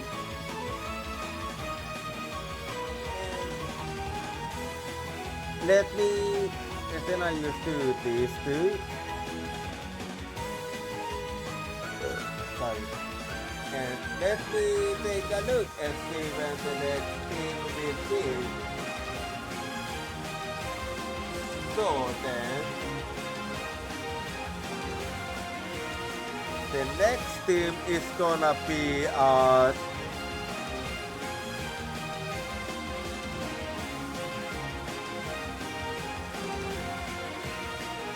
the next team is gonna be at Sunday, and there is a chance that things might change because my PlayStation is currently at repair. But depending on how it goes, we might or we might not get a full Sunday at Sunday. Almost perfect the day. Anyway, so if you wanna follow me at social, here you go.